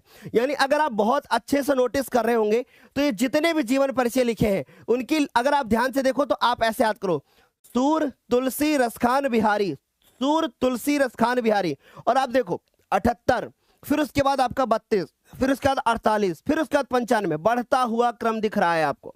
बिहारी लाल का जन्म होता है बसुआ गोविंदपुर, बासे बिहारी बासे बसुआ, बासे बिहारी बासे बसुआ, मेरे साथ बोलो, अरे बासे बिहारी बासे बसुआ, बासे बिहारी बासे बसुआ, याद रहेगा। और तुलसी जी, तुलसीदास का होता है राजापुर, और राजापुर गांव में इनका जन्म होता है। और तुलसी जी ने एक महाकाव्य भी, आप सभी को बहुत अच्छे से पता है कि एक महाकाव्य की उन्होंने रचना की है जिसका नाम है रामायण। और बहुत अच्छे से आपको पता है कि रा से रामायण रा से राजापुर, रा से रामायण रा से राजापुर। और उसके बाद सूरदास सर रुनकता रुनकता रुनकता, याद रहेगा, अच्छे से क्लियर हो गया। और रसखान कहां से थे? दिल्ली से थे भैया। इनका मूल नाम क्या था? सैयद इब्राहिम। ये वाला सवाल भी बन सकता है तो इसका स्क्रीनशॉट लीजिएगा, तुम्हारे लिए लिखा गया है। और फिर उसके बाद हम आगे बढ़ेंगे, एक एक जीवन परिचय को बहुत प्यार से आज ही की क्लास में मात्र 1-2 मिनट के अंदर हर जीवन परिचय याद करेंगे। बढ़िया, तो शुरू करें, चलो। तो मैंने क्या कहा, सबसे पहले बात करते हैं सूरदास। एक बच्चा कह रहा है पूरे साल स्कूल गया हूं, अब लग रहा है स्कूल बेकार गया हूं। ठीक है, क्या किसको लगता है पूरे साल स्कूल गया हूं कुछ नहीं सीखा हूं? तो कुछ ऐसा नहीं है कि नहीं सीखा है, बैठना सीखा है, उठना सीखा है, पढ़ना सीखा है, लिखना सीखा है, दोस्तों के साथ बात करना सीखा है, माहौल सीखा है, अच्छे संस्कार सीखे हैं। ऑनलाइन में बहुत कम ऐसे टीचर हैं जो आपको अच्छे संस्कार दे रहे हैं। टीचर्स तो आपको गालियां देना भी सिखा देते हैं ऑनलाइन में, कि यूपी का बच्चा जब तक गाली ना दे तब तक फिर कैसे वो पढ़ाई कर सकता है, कैसे वो आगे बढ़ सकता है। भाई सोचो, टीचर तुमको ये चीजें सिखाते हैं। मेरे पास खुद बहुत सारे लोगों ने क्लिप्स भेजी इस तरीके की, मैंने कहा भाई क्या ही कर सकते हैं ऐसे लोग, है ना। तो हमने क्या कहा, नाम में अगर बात करें बच्चों तो सूरदास, ठीक। उसके बाद बात करें जन्म इनका कहां होता है, 1478 ईस्वी में इनका जन्म होता है बच्चों। जन्म स्थान रुनकता नामक इनका ग्राम होता है जहां पे जन्म होता है। उसका निधन होता है 1583 में, और निधन का स्थान होता है पारशौली। ठीक, इतनी बातें पता होनी चाहिए। और इनके पिता का नाम था पंडित रामदत्त, इनका नाम सूरदास, इनका रामदत्त। ठीक, उसके बाद इनके गुरु हैं जिनका नाम है आचार्य वल्लभाचार्य। और उसके बाद ये कृष्ण भक्ति बहुत ज्यादा करते थे, तो कृष्ण भक्ति शाखा से ये बिलोंग करते हैं। अब मैं इनको क्लास में याद करने की कोशिश करूंगा, मैं आगे जाऊंगा ही नहीं, दोबारा आपको पढ़ने की जरूरत ही नहीं, ना दोबारा पढ़ाया जाएगा, ये आखिरी बार जीवन परिचय पढ़ रहे हो। तो बच्चों, भक्तिकालीन महाकवि जिनका नाम है क्या, सूरदास। भक्तिकालीन यानी सर हम बहुत अच्छे से समझ गए, ये भक्ति में लीन रहते थे। महाकवि सूरदास जी का जन्म कब होता है? रुनकता नामक ग्राम में होता है। कब? 1884 में, सॉरी 78 में। कब? 1478 में इनका जन्म होता है। 1478 में पंडित रामदास जी के घर में इनका जन्म होता है। पंडित रामदास जी जो थे वो एक ब्राह्मण थे। कैसे ब्राह्मण थे? सारस्वत ब्राह्मण थे। ब्राह्मण भी कई टाइप के होते हैं, उनमें से एक ब्राह्मण होता है सारस्वत ब्राह्मण। ठीक, कम से कम आप 5 कवियों के जीवन परिचय याद करके ही जाओगे।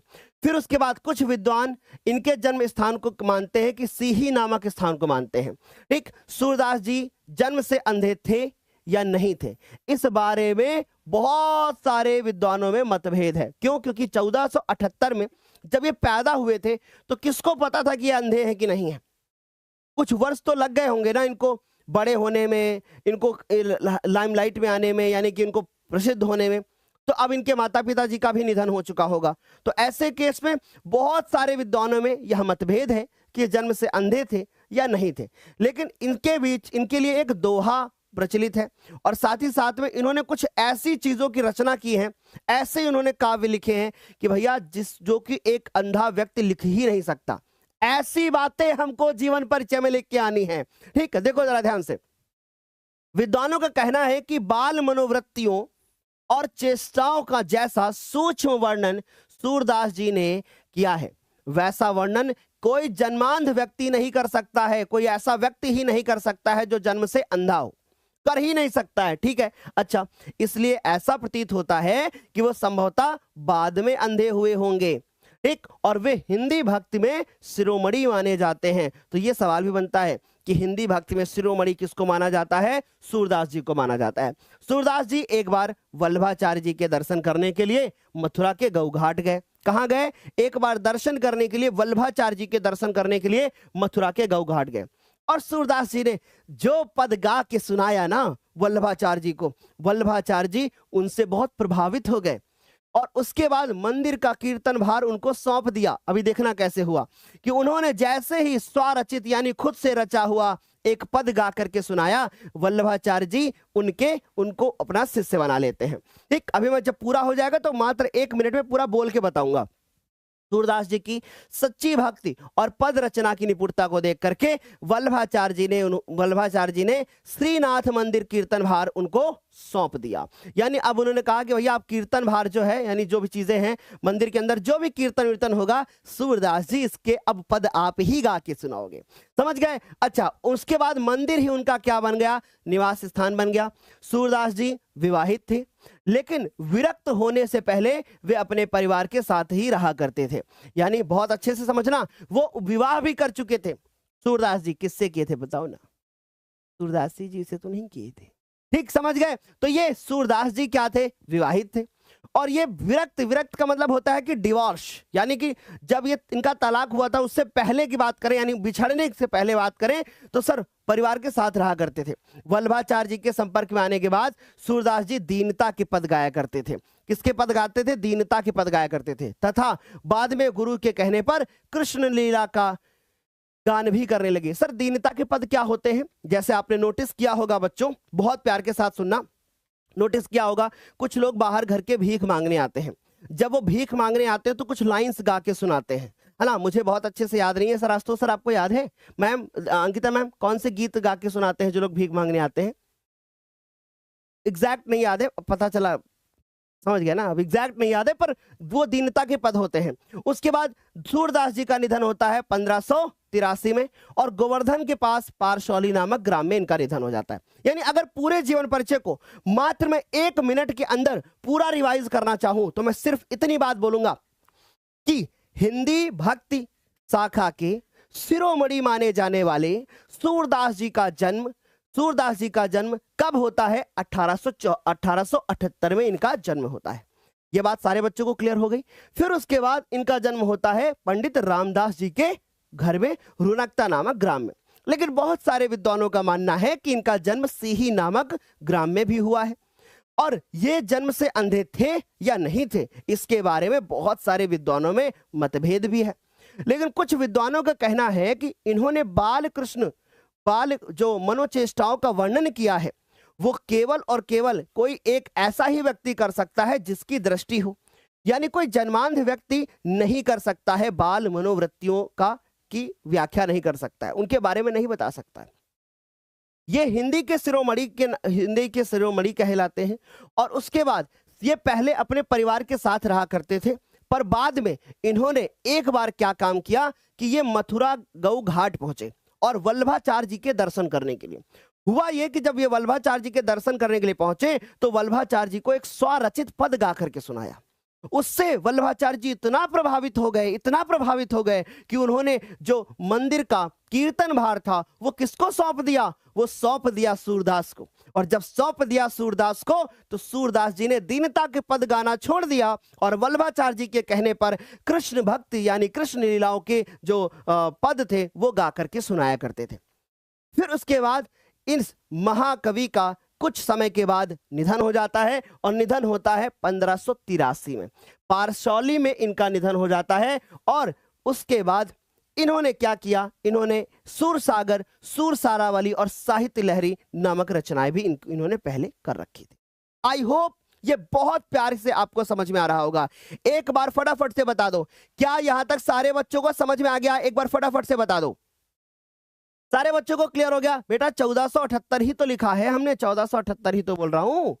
ठीक, अच्छा मैंने 1878 बोल दिया, कोई बात नहीं, 1478। ठीक, बिल्कुल भी घबराओ मत। क्या यहां तक सारे बच्चों को क्लियर हो गई? इतनी बात समझ गए? सारे बच्चों को यहां तक क्लियर हो गया? तो 1478 आपको याद रखना है। क्लियर? मस्त, एकदम सॉलिड, बढ़िया, अच्छे से क्लियर हो गया। चलो, तो यहां तक सारे बच्चों को बेहतर तरीके से क्लियर हो गया। आगे चलते बेटा, फिर से ध्यान से देख लो। 1478 मेरे मुंह से हो सकता है 1878 निकल गया हो, पर यू तुम्हारे सामने लिखा है, मैं 3 बार बता चुका हूं, है ना। आगे देखो जरा ध्यान से। अब अगला है हमारे पास तुलसीदास। वाह क्या क्या, इनके बारे में तो अलग ही लीला है भैया, इनके बारे में तो अलग ही लीला है। इनकी पत्नी जो है एक बार इनको छोड़ के चली गई, तो ये मायके चले गए और फिर मायके जाके वहां गाना गाते हैं, तुम मायके चली जाओगी तो पीछे पीछे आऊंगा, हाँ तुम मायके चली जाओगी तो पीछे पीछे आऊंगा, और सांप पकड़ के मैं ऊपर में चढ़ जाऊंगा। और फिर पत्नी जी की क्या बात होती है, सुनिएगा ध्यान से। पत्नी जी की क्या बात होती है। पत्नी जी ने कहा, तुम मायके चले आओगे तो मैं तुम्हें फटकार लगाऊंगी, तुम मायके चले आओगे तो मैं तुम्हें फटकार लगाऊंगी, और फिर तुम मेरे प्यार के चक्कर को छोड़ के राम भक्ति में लीन हो जाओगे। समझ गए, बहुत मजा आएगा अभी इसको जब हम लोग पढ़ेंगे। ध्यान से देखो, तो मैंने क्या कहा कि गोस्वामी तुलसीदास जी का जन्म होता है 1532 में, और इनका जन्म स्थान होता है राजापुर गांव। बोलो यहां तक सारे बच्चों को क्लियर। आगे देखो जरा ध्यान से। सुबह सुबह आज हमने तुमको बहुत बेहतरीन सी एक लाइन सुना दी है, तुम बहुत खुश हो गए होगे। निधन होता है 1623 में।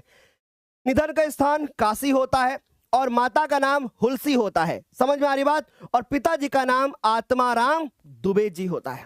समझ गए। अच्छा, पत्नी का नाम रत्नावली, इसको याद रख लेना बेटा, रत्नावली। अगर रत्नावली जी नहीं होती तो तुलसीदास जी नहीं होते, क्योंकि जब इन्होंने फटकार लगाई तभी इन्होंने रामायण का महाकाव्य की रचना कर डाली। अभी देखो कैसे क्या होता है, देखो जरा ध्यान से। लोकनायक गोस्वामी तुलसीदास जी भारत के ही नहीं, संपूर्ण मानवता के और संसार के कवि माने जाते हैं।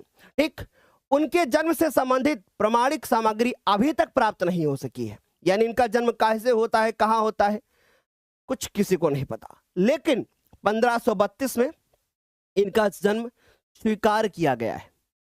तुलसीदास जी जन्म और जन्म स्थान के बारे में लेकर के सभी विद्वानों में क्या है, इनका मतभेद है। लेकिन इनका एक दोहा प्रचलित है कि 1554 से कालिंदी के तीर श्रावण शुक्ल सप्तमी तुलसी धरियो शरीर, है ना। यानी कि तुलसी जी का जन्म बांदा जिले के राजापुर गांव में माना जाता है। ठीक, कुछ विद्वान इनका जन्म एटा जिले के सोरो नामक ग्राम में मानते हैं।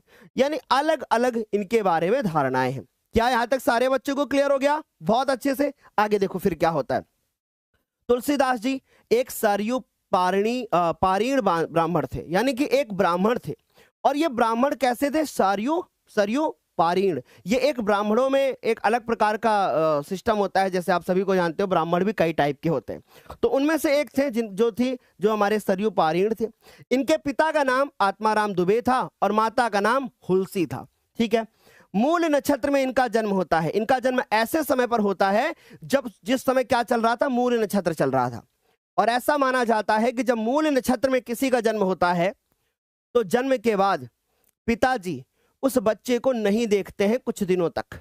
ऐसा इस समय पर एक प्रथा चल रही है। लेकिन उस समय पे इनके पिताजी आत्माराम दुबे जी का कहना था कि मेरे बेटे ने मूल नक्षत्र में जन्म लिया है, मैं इसे त्यागता हूं। इनके माता और पिता ने इनको त्याग दिया, इसलिए त्याग दिया कि इनका जन्म हुआ मूल नक्षत्र में। और ब्राह्मणों में मूल नक्षत्र का क्या महत्व है, ये ब्राह्मण को, यानी आप ब्राह्मण है तो पता होगा। नहीं है ब्राह्मण, लेकिन फिर भी आप अपने माता से पिता से पूछोगे, उन्हें बहुत अच्छे से ज्ञान होगा। तो मैंने क्या कहा कि मूल नक्षत्र में जन्म होने के कारण इनके माता पिता ने इन्हें बाल्यकाल में ही त्याग दिया। इनका बचपन, अब माता पिता बेटा अगर बचपन में त्याग देंगे तो कष्टों में जीवन बीतेगा कि नहीं? कष्टों में इनका जीवन जो है वो व्यतीत होता है। इनका पालन पोषण प्रसिद्ध नरहरिदास ने किया, है ना, जो कि एक संत थे। इन्हें ज्ञान और भक्ति की शिक्षा भी इन्होंने प्रदान करी। किसने? नरहरिदास। जिसका कोई नहीं दास उसका नरहरिदास। समझ गए। इनका विवाह पंडित दीनबंधु की पाठक पुत्री से हुआ, जिसका नाम था दीनबंधु पाठक की पुत्री से हुआ, जिसका नाम था रत्नावली। रत्नावली देखने में बहुत सुंदर थी, जिसके प्रेम जाल में ये तुलसीदास जी पड़े हुए थे। अब देखो होता क्या है, इन्हें अपनी पत्नी से बहुत लगाव था, बहुत प्रेम था, बहुत प्रेम था इनको अपनी पत्नी से जैसे तुम्हें है। उनके सौंदर्य रूप के प्रति वो अत्यधिक आसक्त रहते थे, है ना। और एक बार इन्हें इनकी पत्नी बिना बताए जहां कहां चली जाती है, मायके चली जाती है ना। बिना बताए कहां जाती है, मायके जाती है। और फिर ये गाना गाते हैं। कैसा गाना गाते हैं कि तू मायके चली जाएगी तो मैं पीछे पीछे आऊंगा, है ना। अब देखो होता क्या है कि भैया ये मायके चली जाती है, आधी रात में आंधी तूफान चल रहा था, उसका सामना करते हुए पीछे पीछे ये ससुराल पहुंच जाते हैं। और इनकी पत्नी ने इनको फटकार लगा दी। क्या लगा दी? फटकार लगा दी। और फटकार लगा के क्या कहा? लाज न आवत आपको दौड़ो आयो साथ। हे प्रभु, आपको लाज नहीं आती है कि आप हमारे पीछे पीछे आ गए? समझिएगा, लाज न आवत आपको दौड़े आयो साथ, धिक धिक ऐसे प्रेम को कहां कहूं मैं नाथ। हे नाथ, ऐसे प्रेम को धिक धिक है, मैं कहां जाकर अपना मुंह दिखाऊं, है ना। यानी सोचो, जब एक पति जब अपनी पत्नी के लिए रातों रात जब जा सकता है मायके, है ना, यानी जब वो मायके चली गई तो वो ससुराल चले गए, तो अब ससुराल वालों को क्या लग रहा होगा कि भाई क्या ऐसी जरूरत आन पड़ी थी कि जो ये ससुराल चले आए आधी रात में तूफान का सामना करते हुए। ठीक, फिर आगे क्या होता है? आगे जो लिखा है वो बहुत प्यारा है। अगर ये लाइन आपने ब्लैक पेन से लिख दी ना भाई, तुम्हें पूरे 5 नंबर मिलेंगे। देखो फिर क्या होता है। अस्थि चर्म मैं देह मम, अस्थि चर्म मैं देह मम, जासो ऐसी प्रीत वैसी जो श्री राम मह होत न तो भवभीत। यानी अगर मेरे अस्थि चर्म मैं देह मम, यानी आपको मेरी हड्डियों और मांस से इतना लगाव है, जासो ऐसी प्रीत, अगर ऐसी प्रीत श्री राम के प्रति होती तो आप भवबाधा से पार हो जाते, आप भवबाधा से पार हो जाते, इस संसार से आप मुक्त हो जाते। इसके बाद तुलसीदास जी को लगा ये फटकार मेरे जीवन को बदल देगी। इन्होंने पत्नी को तुरंत ही छोड़ दिया। पत्नी जी की इस बात से तुलसीदास जी ने सांसारिक मोह माया को त्याग दिया, उससे अलग हो गए। और आज अगर ऐसा होता, अगर पत्नी फटकार लगा देती तो पति तुरंत कान पकड़ के उठा बैठक 4 बार मारता और कहता ठीक है मैं चलता हूं प्रिय, सुबह आऊंगा। समझ गए? तो देखो यहां तक सारे बच्चों को क्लियर हो गई 3 बातें। और उनके हृदय में श्री राम के प्रति भक्ति भाव जागृत हो उठा। मैं तो ऐसे ही करता हूं बेटा, जब हमको पत्नी फटकार लगा देती है तो मैं सोच लेता हूं है तो हमारी ही ना, हमारे लिए ही डांट रही है, मेरे लिए ही डांट रही है। अगर मुझे डांट रही है तो इसीलिए डांट रही है कि मेरी कहीं पर बेइज्जती ना हो। बस ठीक है, मैं फिर कमरा ऐसे बंद करता हूं, 2 बार कान पकड़ के उठा बैठक 4 बार मारता हूं और फिर बोल देता हूं सॉरी, माफ करिए, गलती माफ हो जाती है। तुम भी ऐसा करना बेटा, धिक धिक ऐसे प्रेम को जब ये बोले तो बस तुम तुरंत ऐसे कान पकड़ना, 4 बार उठा बैठक लगाना, वो खुश हो जाएगी कि देखो हमारा पति हमको कितना प्रेम करता है। बस उसके बाद फिर आप बहुत अच्छे से जानते हो कि जीवन बहुत सुखमय रहेगा। पत्नी से कभी हुज्जत में ही लड़ाना।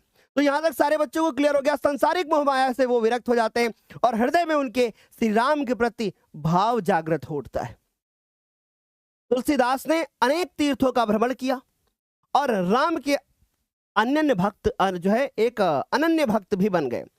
भक्ति दास्य भाव की, इनकी भक्ति जो थी वो दास्य भाव की थी और यानी वो दास बने हुए थे रामचंद्र जी के।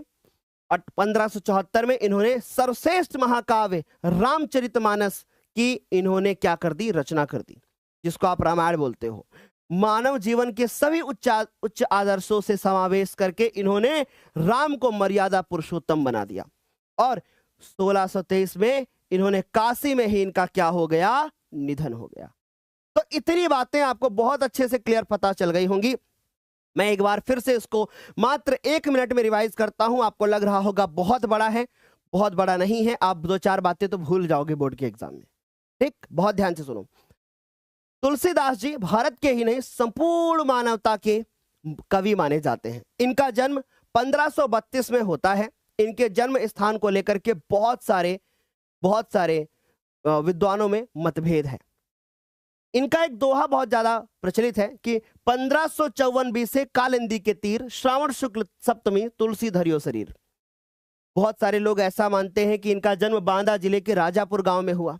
कुछ विद्वान मानते हैं कि इनका जन्म एटा जिले के सोरो नामक स्थान में हुआ। ये बचपन से बचपन से एक अच्छे परिवार से ही बिलोंग करते थे, लेकिन इनका जन्म जो होता है वो मूल नक्षत्र में होता है, जिसके कारण इनके माता और इनके पिता ने इनको छोड़ दिया।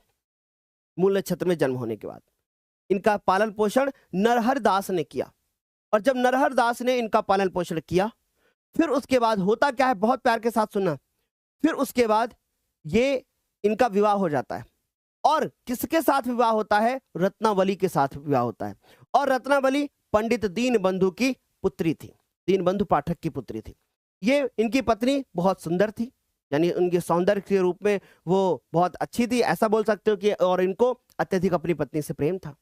एक बार इनकी पत्नी बिना बताए मायके चली गई, और जैसे इनकी पत्नी बिना बताए मायके चली गई, ये पीछे पीछे पत्नी के चले गए। इनकी पत्नी ने इनको फटकार लगा दी और कहा क्या कि लाज नावत आपको दौरे आए साथ, और धिक धिक ऐसे प्रेम को कहां कहूं मैं नाथ। जब ऐसी फटकार इनकी पत्नी ने लगाई और कहा कि जितना प्रेम आपको मेरी हड्डी और मांस से है, अगर इतना प्रेम आपको श्री राम की प्रति होता तो आप भवबाधा से पार लग जाते। इस फटकार से उन्होंने पत्नी को छोड़ते हुए, संसारिक मोह माया को छोड़ते हुए राम भक्ति शाखा में वो लीन हो गए, यानी राम भक्ति में वो लीन हो गए।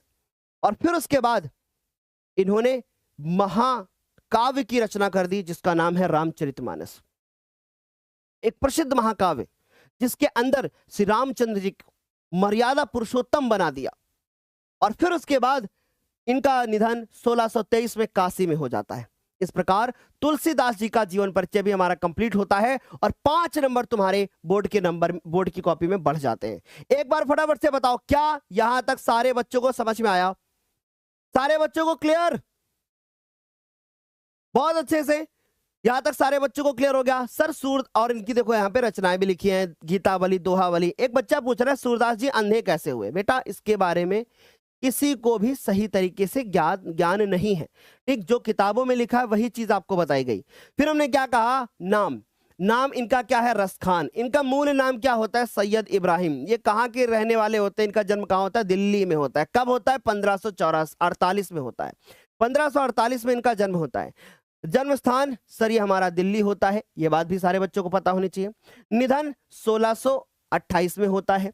फिर उसके बाद निधन का स्थान क्या होता है? ब्रज होता है, ये बात पता होनी चाहिए। इनके गुरु गुसाई विठल नाथ जी होते हैं। क्या यहां तक सारे बच्चों को इतनी बातें समझ में आ रही हैं? अगर आपको समझ में आ रही हैं, एक बार भी मैंने आप लोगों से नहीं बोला, तो कम से कम एक बार इस वीडियो को लाइक करना तो बनता है ना बेटा? बोलो, क्या आप इस वीडियो को लाइक नहीं करना चाहते हो? मैं देख पा रहा हूं 17,000 लोगों ने इस वीडियो को मात्र लाइक किया है, जबकि अगर मैं पोल पर आंसर देखूं तो पोल पर कम से कम 37,000 बच्चे जो है पोल पे आंसर कर चुके हैं, और 37,000 में 90% बच्चे बोल रहे हैं कि हाँ मैंने वीडियो को लाइक कर दिया। झूठ बोलते हो। 37,000 का 90% अगर निकालने की बात करें तो लगभग हमारा आता है 33,000 के आसपास, और 33,000 बच्चे अगर इस वीडियो को लाइक कर चुके होते तो अब तक 33,000 लाइक होते, उसका आधा भी नहीं है ना? तो भाई झूठ बोल रहे हो कि नहीं? बताओ जल्दी से। बढ़िया, तो सारे बच्चों को वीडियो को सबसे पहले लाइक करना है, जल्दी से इसको कंप्लीट करना है ना? देखो जरा ध्यान से, अब हमने इतनी बातें देख ली। इनकी प्रमुख रचनाएं कौन कौन सी हैं? सुजान रसखान, प्रेम वाटिका, बाल लीला, अष्टयाम। ठीक, अच्छा देखो जरा ध्यान से। रसखान सगुण काव्य धारा के कृष्ण भक्ति शाखा के क्या है? कवि माने जाते हैं। इनका वास्तविक नाम सैयद इब्राहिम था। ठीक है सर, ये दिल्ली के पठान सरदार कहे जाते हैं। क्या कहे जाते हैं? पठान सरदार कहे जाते हैं। कुछ विद्वान इन्हें पिहानी निवासी मानते हैं, किंतु इस विषय में कोई प्रबल प्रमाण उपलब्ध नहीं है। इनके जन्म के संबंध में बहुत सारे मतभेद हैं। क्लियर हो गई इतनी बात? कुछ विद्वान इनका जन्म 1533 में मानते हैं, है ना? कुछ विद्वानों को लगता है कि इनका जन्म जो है 1533 में हुआ है, किंतु मिस्र बंधुओं ने कहा कि इनका जन्म 1548 में हुआ है। अब सोचो, अलग अलग जो विद्वान अलग अलग इनकी डेट मान रहे हैं, तो तुम्हें ऐसे ही तो लिख के आना होगा।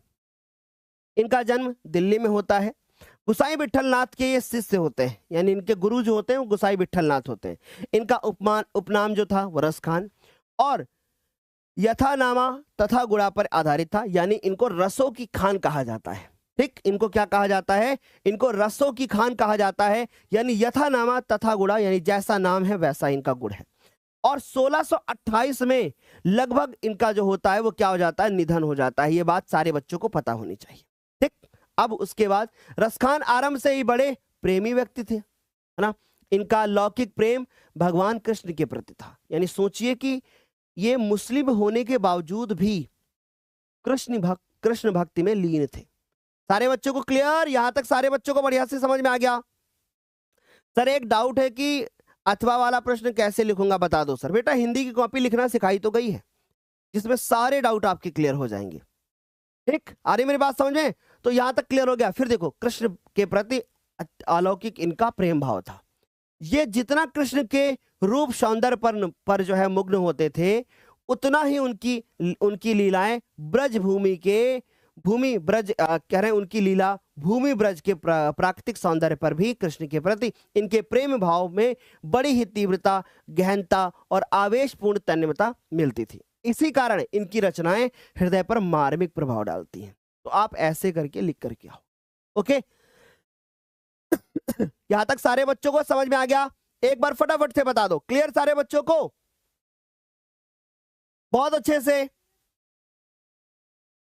हाँ बढ़िया। तो यहां तक आराम से इतनी बातें समझ में आ रही हैं। ऐसे ही लिख करके आओगे, और यही चीजें जब बोर्ड के एग्जाम में बच्चे लिख करके आए हैं, तभी वो बोर्ड के एग्जाम में टॉपर बने। तो एक बार स्क्रीनशॉट लेना इसका, ले लिया। अब आते हैं, हम बात करते हैं बिहारी लाल के बारे में। इनकी एकमात्र रचना है जिसका नाम है बिहारी सतसई। यह भी हमारे लिए इंपॉर्टेंट है। आपने एक बहुत प्यारी सी लाइन सुनी होगी कि तुलसी सूर बिहारी, तुलसी सूर बिहारी जिनसे बोर्ड परीक्षा हारी। लेकिन यह कथन उसको भी पता है जो पेपर बना रहा है, उसको भी पता है कि तुलसी सूर बिहारी अगर हम केवल तैयार करके जाएंगे, बच्चे अगर तैयार करके आएंगे, मैं पेपर में वो चीज नहीं दूंगा तो उनको नंबर नहीं मिलेगा। तो याद रखना है कि तुलसी सूर बिहारी, ये तीन तो छोड़ना ही नहीं है, और इसके अलावा भी कम से कम आपको 2 से 3 और याद करके जाना है। इमेजिन करो कि आपके 13 कवि हैं टोटल, और आखिरी के 3 दे दिया, तब क्या करोगे? मान लो तुम्हारे साथ मजाक ही करना चाहें, तब तुम क्या करोगे? तो ऐसे केस में कम से कम 6-7 कवियों के जीवन परिचय आपको याद होने चाहिए। अगर तुम एक कवि का जीवन परिचय एक्स्ट्रा याद करके चले जाओगे तो दिक्कत क्या है ना? सारे बच्चों को क्लियर? चलो तो बच्चों, बिहारी लाल जी इनका नाम है। ठीक, इनका जन्म होता है 1595 ईस्वी में। पिता का नाम होता है पंडित केशव राय चौबे, और जन्म का स्थान होता है बसुआ गोविंदपुर, जो कि कहां है? ग्वालियर में। ग्वालियर कहां है? सारे बच्चों को पता है कि ग्वालियर कहां पे है? एमपी में। ये बात सारे बच्चों को क्लियर? फिर उसके बाद शिक्षा, इन्होंने काव्य शास्त्र की शिक्षा भी इन्होंने ग्रहण करी है। फिर उसके बाद निधन इनका जो होता है वो 1663 ईस्वी में होता है। बच्चों इतनी बातें सभी को पता होनी चाहिए, और इनकी एकमात्र रचना है जिसका नाम है बिहारी सतसई। ओके, क्लियर यहां तक? फिर उसके बाद रीतकालीन, यानी ये रीतकाल के कवि माने जाते हैं। अब ये आपका 1 नंबर कंफर्म, ये आपका एमसीक्यू आएगा कि जो बिहारी लाल जी हैं वो किस मतलब रीतकाल में हैं या आधुनिक काल में हैं, तो आपको बताना पड़ेगा कि रीतकाल के कवि माने जाते हैं। बढ़िया, एकदम क्लियर। अच्छा, इनका जन्म कब होता है? 1595 ईस्वी में, और ग्वालियर के पास में इनका जन्म होता है। वहां पे एक गांव होता है जिसका नाम है बसुआ गोविंदपुर। ठीक है, इनका नाम बुंदेलखंड में, या इनका बचपन बुंदेलखंड में जो है वो व्यतीत हुआ। युवा अवस्था में अपनी ससुराल मथुरा में आकर रहने लगे। इनका एक बहुत ही, इनके लिए एक बहुत प्यारी सी लाइन है कि जन्म ग्वालियर जानिए, बस यहां से आपको सब कुछ याद हो जाएगा।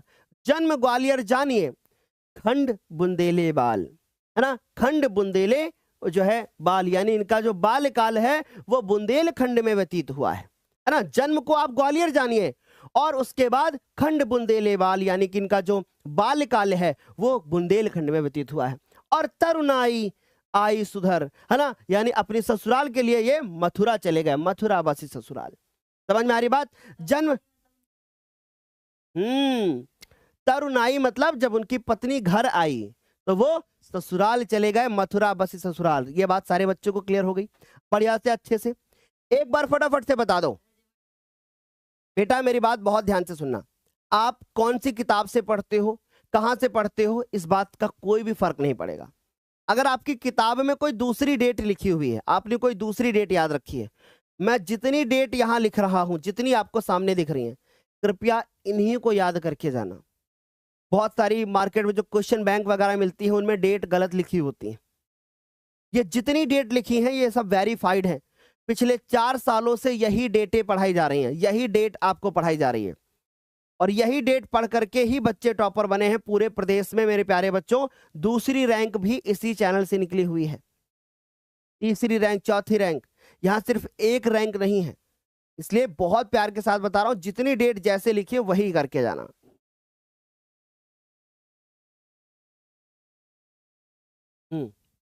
चलो, तो इसीलिए ये यहां पे जो डेट लिखी है कृपया यही लिख करके आना। चलो देखो, जयपुर के मिर्जा राजा जयसिंह, जयपुर के मिर्जा राजा जयसिंह आप आश्रित कवि थे। यानी ये जो हमारे बिहारी लाल जी थे, ये जयपुर के मिर्जा राजा जयसिंह के एक आश्रित कवि थे, यानी उन्हीं के यहाँ पे रहा करते थे। जयपुर में रह करके इन्होंने अपने एकमात्र ग्रंथ बिहारी सतसई, ये इंपॉर्टेंट है, इसकी रचना इन्होंने करी है, जिसमें 719 दोहे हैं। और सोचो 719 दोहे हैं और ये सारे दोहे जो हैं वो राजा जयसिंह को सुनाया करते थे, है ना। और राजा जयसिंह इनका बड़ा सम्मान करते थे और प्रत्येक दोहे पर एक स्वर्ण मुद्रा जो है वो पुरस्कार के रूप में देते थे। यानी सोचो उनके पास 719 दोहे थे तो 719 स्वर्ण मुद्राएं होंगी। राजा जो जयसिंह थे, इन्हें भी अपनी पत्नी से बड़ा ही प्यार था। बहुत प्यार के साथ समझना, बहुत प्यार के साथ। राजा जयसिंह जो थे वो भी अपनी पत्नी से बड़ा प्यार करते थे। अब पत्नी जो ठहरी, ठीक, तो ये जो राजा जयसिंह जो थे वो अपनी नवोड़ा पति यानी अपनी नई पत्नी के साथ प्रेम पास में लिप्त रहा करते थे। राजकाज का परित्याग कर चुके थे। यह दशा देख करके बिहारी जी को बड़ी ही दया आई और उन्होंने एक ऐसा दोहा लिख करके भेजा कि जयसिंह पुनः कर्तव्य पद पर अग्रसर हो गए और इनका निधन 1663 में हो जाता है। तो ये सारे बच्चों को पता होना। क्या यहां तक सारे बच्चों को क्लियर हो गई बात? एक बार फटाफट से बता दो। बढ़िया, एकदम बढ़िया। चलो अब मेरी बात को बहुत ध्यान से सुनो। अब मान लो तुम्हें ये चीजें याद करनी है मात्र 1 सेकंड में। तो कवि बिहारी लाल जी का जन्म 1595 ईस्वी में ग्वालियर के बसुआ गोविंदपुर नामक एक ग्राम में माना जाता है। इनका जन्म बुंदेलखंड में होता है और ये अपने ससुराल में जाकर के बस जाते हैं। इसके लिए कुछ लाइन प्रसिद्ध हैं कि जन्म ग्वालियर जानिए खंड बुंदेले बाल और उसके बाद तरुणाई आई सुधर। जब इनकी पत्नी घर आई, मथुरा बसी ससुराल। ये अपनी ससुराल मथुरा में जाकर के रहने लगे। ये राजा एक थे जिनका नाम था जयसिंह, मिर्जा राजा के नाम से फेमस जयसिंह थे और ये उसके आश्रित कवि थे, यानी वहीं पे ये रहा करते थे। और फिर उसके बाद ये जो जयसिंह जी थे, इनका जब ये विवाह होता है तो ये अपनी नवोड़ा पत्नी के प्रेम में लिप्त रहा करते थे। और जब इनको ये बिहारी लाल जी दोहे गा करके सुनाते थे तो हर दोहे पर इनको एक स्वर्ण मुद्रा मिलती थी। इन्होंने एकमात्र ग्रंथ बिहारी सतसई की रचना करी है जिसके अंदर 719 दोहे हैं।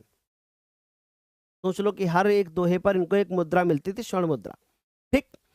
और फिर उसके बाद ये एक बार जयसिंह जी को एक दोहा लिख करके भेजते हैं, जिसके बाद जयसिंह जी वापस से अपने कर्तव्य पथ पर आ जाते हैं और बिहारी जी का जो निधन होता है वो 1663 में हो जाता है।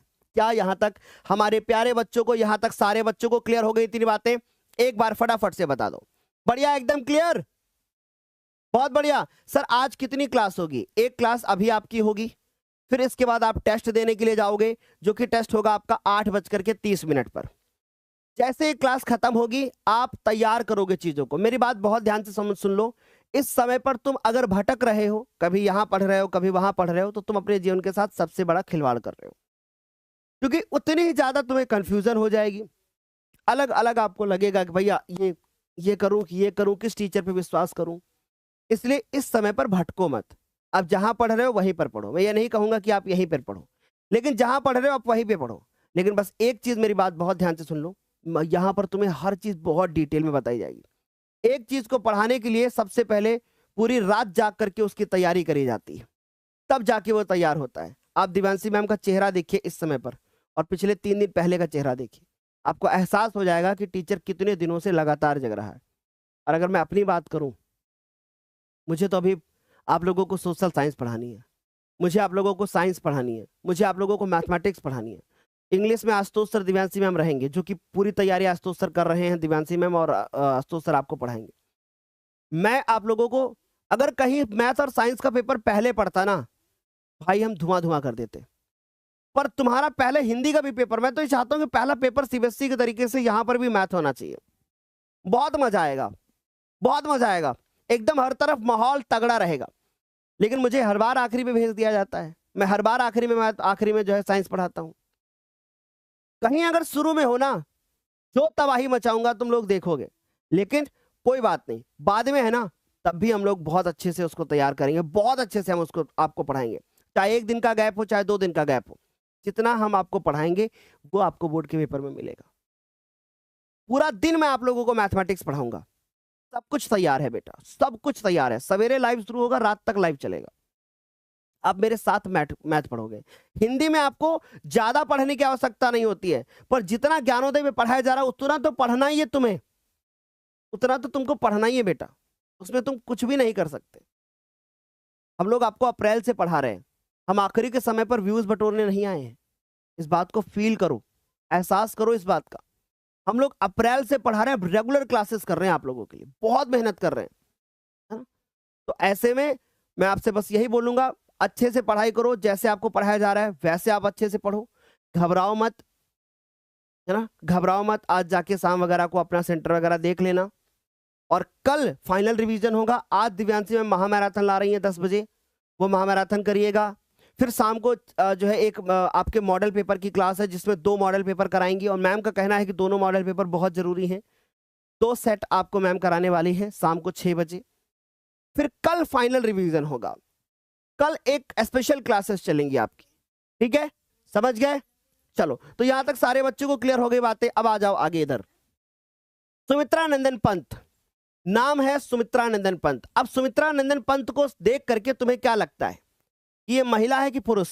पहले आप कमेंट सेक्शन में बताओ, सुमित्रा नंदन पंत क्या है, महिला है या पुरुष है?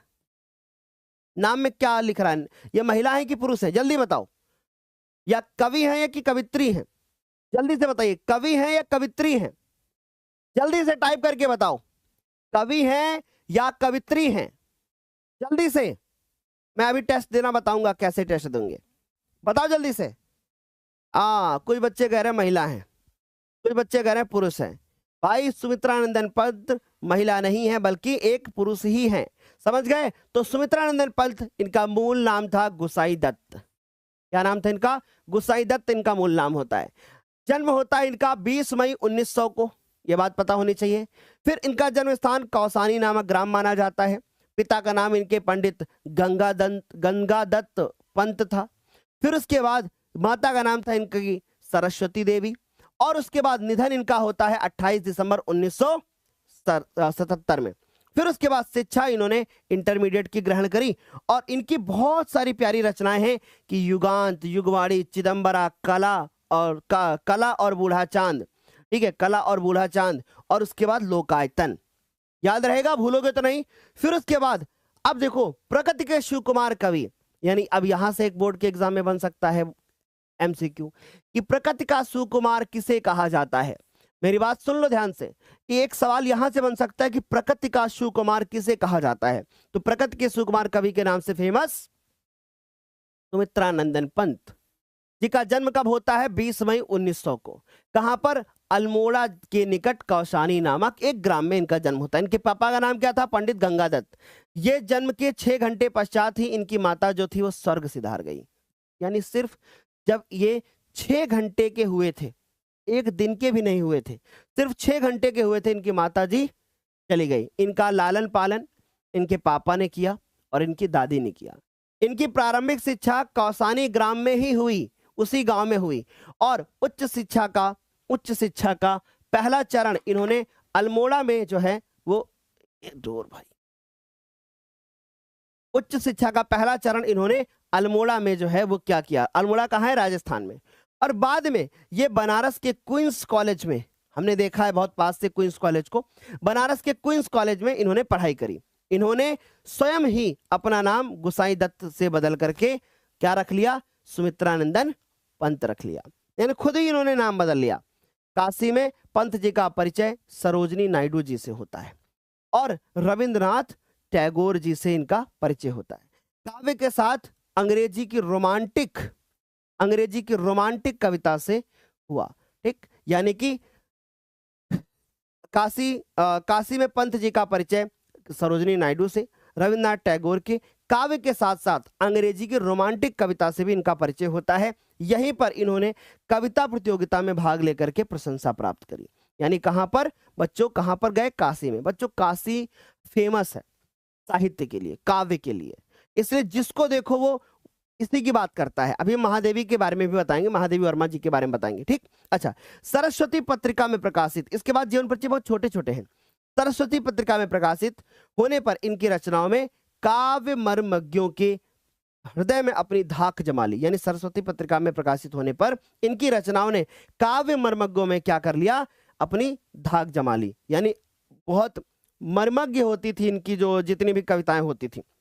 1950 में ये ऑल इंडिया रेडियो के परामर्शदाता के पद पर ये नियुक्त हुए। वर्ष 1957 तक ये प्रत्यक्ष रूप से रेडियो से संबद्ध रहे और उसके बाद छायावाद के प्रमुख स्तंभों में से एक थे। इन्होंने 1967 तक साहित्य की सेवा करी और 28 दिसंबर 1977 को प्रकृति का यासु कुमार पंचतत्व में विलीन हो गया। तो इतनी सी बात आपको लिखनी है, ठीक। उसके बाद आप इनकी रचनाएं लिख सकते हो, जैसे युगांत हो गई, युगवाणी हो गई, और एक ही रचना लिख करके आनी है। स्क्रीनशॉट ले लो, यहां से बोर्ड के एग्जाम में सवाल बनेगा। बढ़िया, ले लिया स्क्रीनशॉट। चलो आते हैं, अब हम बात करते हैं महादेवी वर्मा जी के बारे में, और जो कि बहुत इंपॉर्टेंट है बोर्ड एग्जाम के लिए, अति महत्वपूर्ण जीवन परिचय। क्योंकि तुलसी सूर बिहारी अगर नहीं आया तो ये महादेवी वर्मा जी का जरूर आएगा, और जितने इंपॉर्टेंट है वो सारे मैं करा दूंगा आपको। अति महत्वपूर्ण जीवन परिचय महादेवी वर्मा का तैयार करना है, इसके बाद आपको एक और तैयार करना है, इसके बाद दो और तैयार करने हैं, ठीक। चलो तो महादेवी वर्मा जी के बारे में बात करते हैं। ये अति महत्वपूर्ण जीवन परिचय, ये बहुत ही महत्वपूर्ण जीवन परिचय है, ध्यान से समझना। तो सबसे पहले नाम होता है महादेवी वर्मा, ठीक है सर। इनका जन्म होता है 24 मार्च 1907 को, और जन्म स्थान क्या है, फर्रुखाबाद है। अच्छे से क्लियर, जन्म स्थान क्या है, फर्रुखाबाद है। पिताजी का नाम है गोविंद सहाय वर्मा, ये बात सारे बच्चों को पता होनी चाहिए। फिर उसके बाद माता जी का नाम है हेमरानी, ठीक। और शिक्षा इन्होंने एमए और संस्कृत से इन्होंने एमए किया है, और निधन होता है 11 सितंबर 1987। मात्र 7 से 8 मिनट की क्लास बची है, 7 से 8 मिनट आपको टाइम देना है, ठीक। फिर उसके बाद इनकी रचनाएं हैं निहार, रश्मि, है ना, नीरजा, सांदगीत, दीप शिखा, अतीत के चलचित्र और स्मृति की रेखाएं और यामा, ये इनकी रचनाएं हैं, ठीक। आप एक बार स्क्रीनशॉट लोगे। अब आप एक काम करिए, आप स्क्रीनशॉट लीजिए फटाफट से। लिया, ये वाला स्क्रीनशॉट लीजिए आपने। अब सुभद्रा कुमारी चौहान के बारे में बात करते हैं। ये वाला भी हमारे पास क्या है, इंपॉर्टेंट है, इसका भी स्क्रीनशॉट लीजिएगा फटाफट से। लिया आपने स्क्रीनशॉट। फिर उसके बाद आपका ये वाला एक, अब आते हैं लास्ट में अशोक वाजपेयी। वाजपेयी मत करना, वाजपेयी ही करना, वाजपेयी ही है किताब में। लिया आपने। फिर उसके बाद ये एक पेज का मात्र इनका जीवन परिचय, छोटा सा, ठीक। अब मैं आपको बताता हूं कि कैसे आपको पढ़ाई करनी है ताकि आप बोर्ड के एग्जाम में बहुत अच्छा नंबर लाओ। देखो, पहली बात तो आपकी ये 6 क्लास अच्छे से पूर्ण होनी चाहिए, बहुत ध्यान से समझना। आप अगर हिंदी में चाहते हो कि आप जब 18 फरवरी को पेपर देने के लिए जाओ तो आपकी हर चीज आपको आनी चाहिए, तो याद रखना, आप अगर हिंदी में चाहते हैं कि 100 में से 100 नंबर आए तो सबसे पहली क्लास कि आपको ये क्लास करनी है। कहां मिलेगी, नीचे डिस्क्रिप्शन बॉक्स में हमने लिंक दे रखी है, ठीक। फिर उसके बाद ये आपको दूसरी क्लास मिलेगी, ये आपको तीसरी क्लास मिलेगी, फिर उसके बाद अंतिम रिवीजन ये वाली क्लास मिलेगी, संपूर्ण हिंदी ये वाली क्लास, और एक निबंध और पत्र की कल शाम को क्लास हुई है। जिन बच्चों का निबंध और पत्र नहीं पूरा है ये वाली क्लास करिए, सारे बच्चे जितने भी हैं। जिनको गद्यांश पद्यांश में दिक्कत है ये वाला क्लास करिए। जो गद्यांश पद्यांश का जो ये पार्ट नंबर आप 1 देख रहे हो, ये जो पार्ट नंबर 1 देख रहे हो, इसके बाद पार्ट नंबर 2 आना था, लेकिन मैम ने कहा कि भाई पार्ट नंबर 2 को हम आज सुबह 10 बजे वाली क्लास में इंक्लूड कर लेंगे, इसी वाली क्लास में हम पार्ट 2 करा देंगे। समझ में आ रही बात? तो 10 बजे वाली मैराथन में, आज 10 बजे मैराथन है जिसमें गद्य पद्य साहित्य, गद्यांश पद्यांश, यानी जितनी भी चीजें हैं सब आपकी मैम ने इंक्लूड करी हैं। जितनी भी चीजें अभी तक आपको बोर्ड के एग्जाम में तैयार करके जानी है। संपूर्ण हिंदी 18 फरवरी वाला पेपर कल शाम मतलब ये मैम ने आपको करा रखा है कल सुबह। अब आपको क्या करना है कि आज 10 बजे आपको आना है और 10 बजे आकर के बहुत ध्यान से समझना, 2-3 बातें बताता हूं। आज 10 बजे और इसके बाद अभी क्या करना है, अभी टेस्ट देना है। अभी टेस्ट देना है आपको सुबह 8:30 बजे, सुबह 8:30 पर टेस्ट देना है। कहां पर टेस्ट देना है? हमारे ऐप के ऊपर टेस्ट देना है और ऐप का नाम है ज्ञानोदय के गुरुजी। वहां पे एक टेस्ट सेक्शन बना होगा, वहां से जाके टेस्ट देना है। और उसके बाद सुबह अभी आप सभी को एक 10 बजे क्लास मिलेगी। अभी सुबह 10 बजे आपको एक क्लास मिलेगी जो जिसमें हम लोग क्या करने वाले हैं, जो सुबह 10 बजे वाली क्लास होगी, इस 10 बजे वाली क्लास में हिंदी का महा मैराथन होने वाला है। तो सारे बच्चे हिंदी के महा मैराथन में हमारे साथ लाइव जुड़ेंगे। जितने भी बच्चे हैं तो इसमें आपको दिव्यांशी मैम बहुत सारी चीजें कराने वाली हैं। अब मैं आपकी कुछ कमेंट्स देख लेता हूं। सर जीवन परिचय को कितने शब्दों में लिखें? बेटा 1 पेज लिखना है, 80 से 100 शब्दों में। सर बोर्ड वाली कॉपी तो लंबी हो गई है, अगर हम बॉक्स साइड में बनाएंगे तो दिक्कत हो जाएगी। दिक्कत कैसे हो जाएगी बेटा? बहुत जगह हो उसकी, वो देखने में छोटा तुमको लग रहा है पर जब कॉपी मिलेगी तो आपको मिलेगा और भाई बहुत जगह है। जीवन परिचय को कितने शब्दों में? कम से कम 80 से 100 शब्दों के बीच।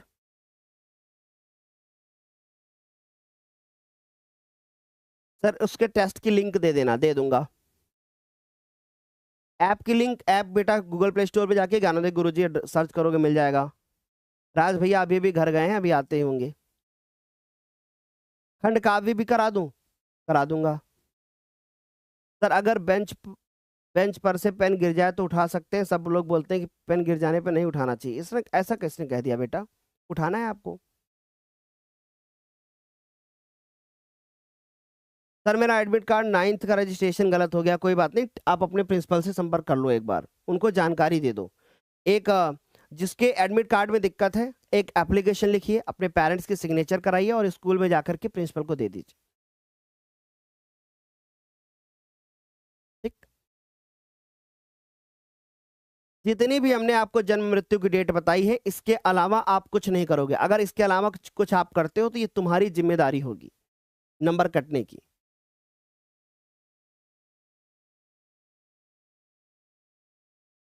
अगर 1 से ज्यादा पेज हो जाए तो कोई बात नहीं, 1 से कम नहीं होना चाहिए। टॉफी बिस्किट खा सकते हैं? बेटा टॉफी बिस्किट क्यों खाओगे पेपर में? पेपर में वो लेकर के क्यों जाओगे बेटा? टॉफी बिस्किट क्यों लेकर के जाओगे? फंस जाओगे।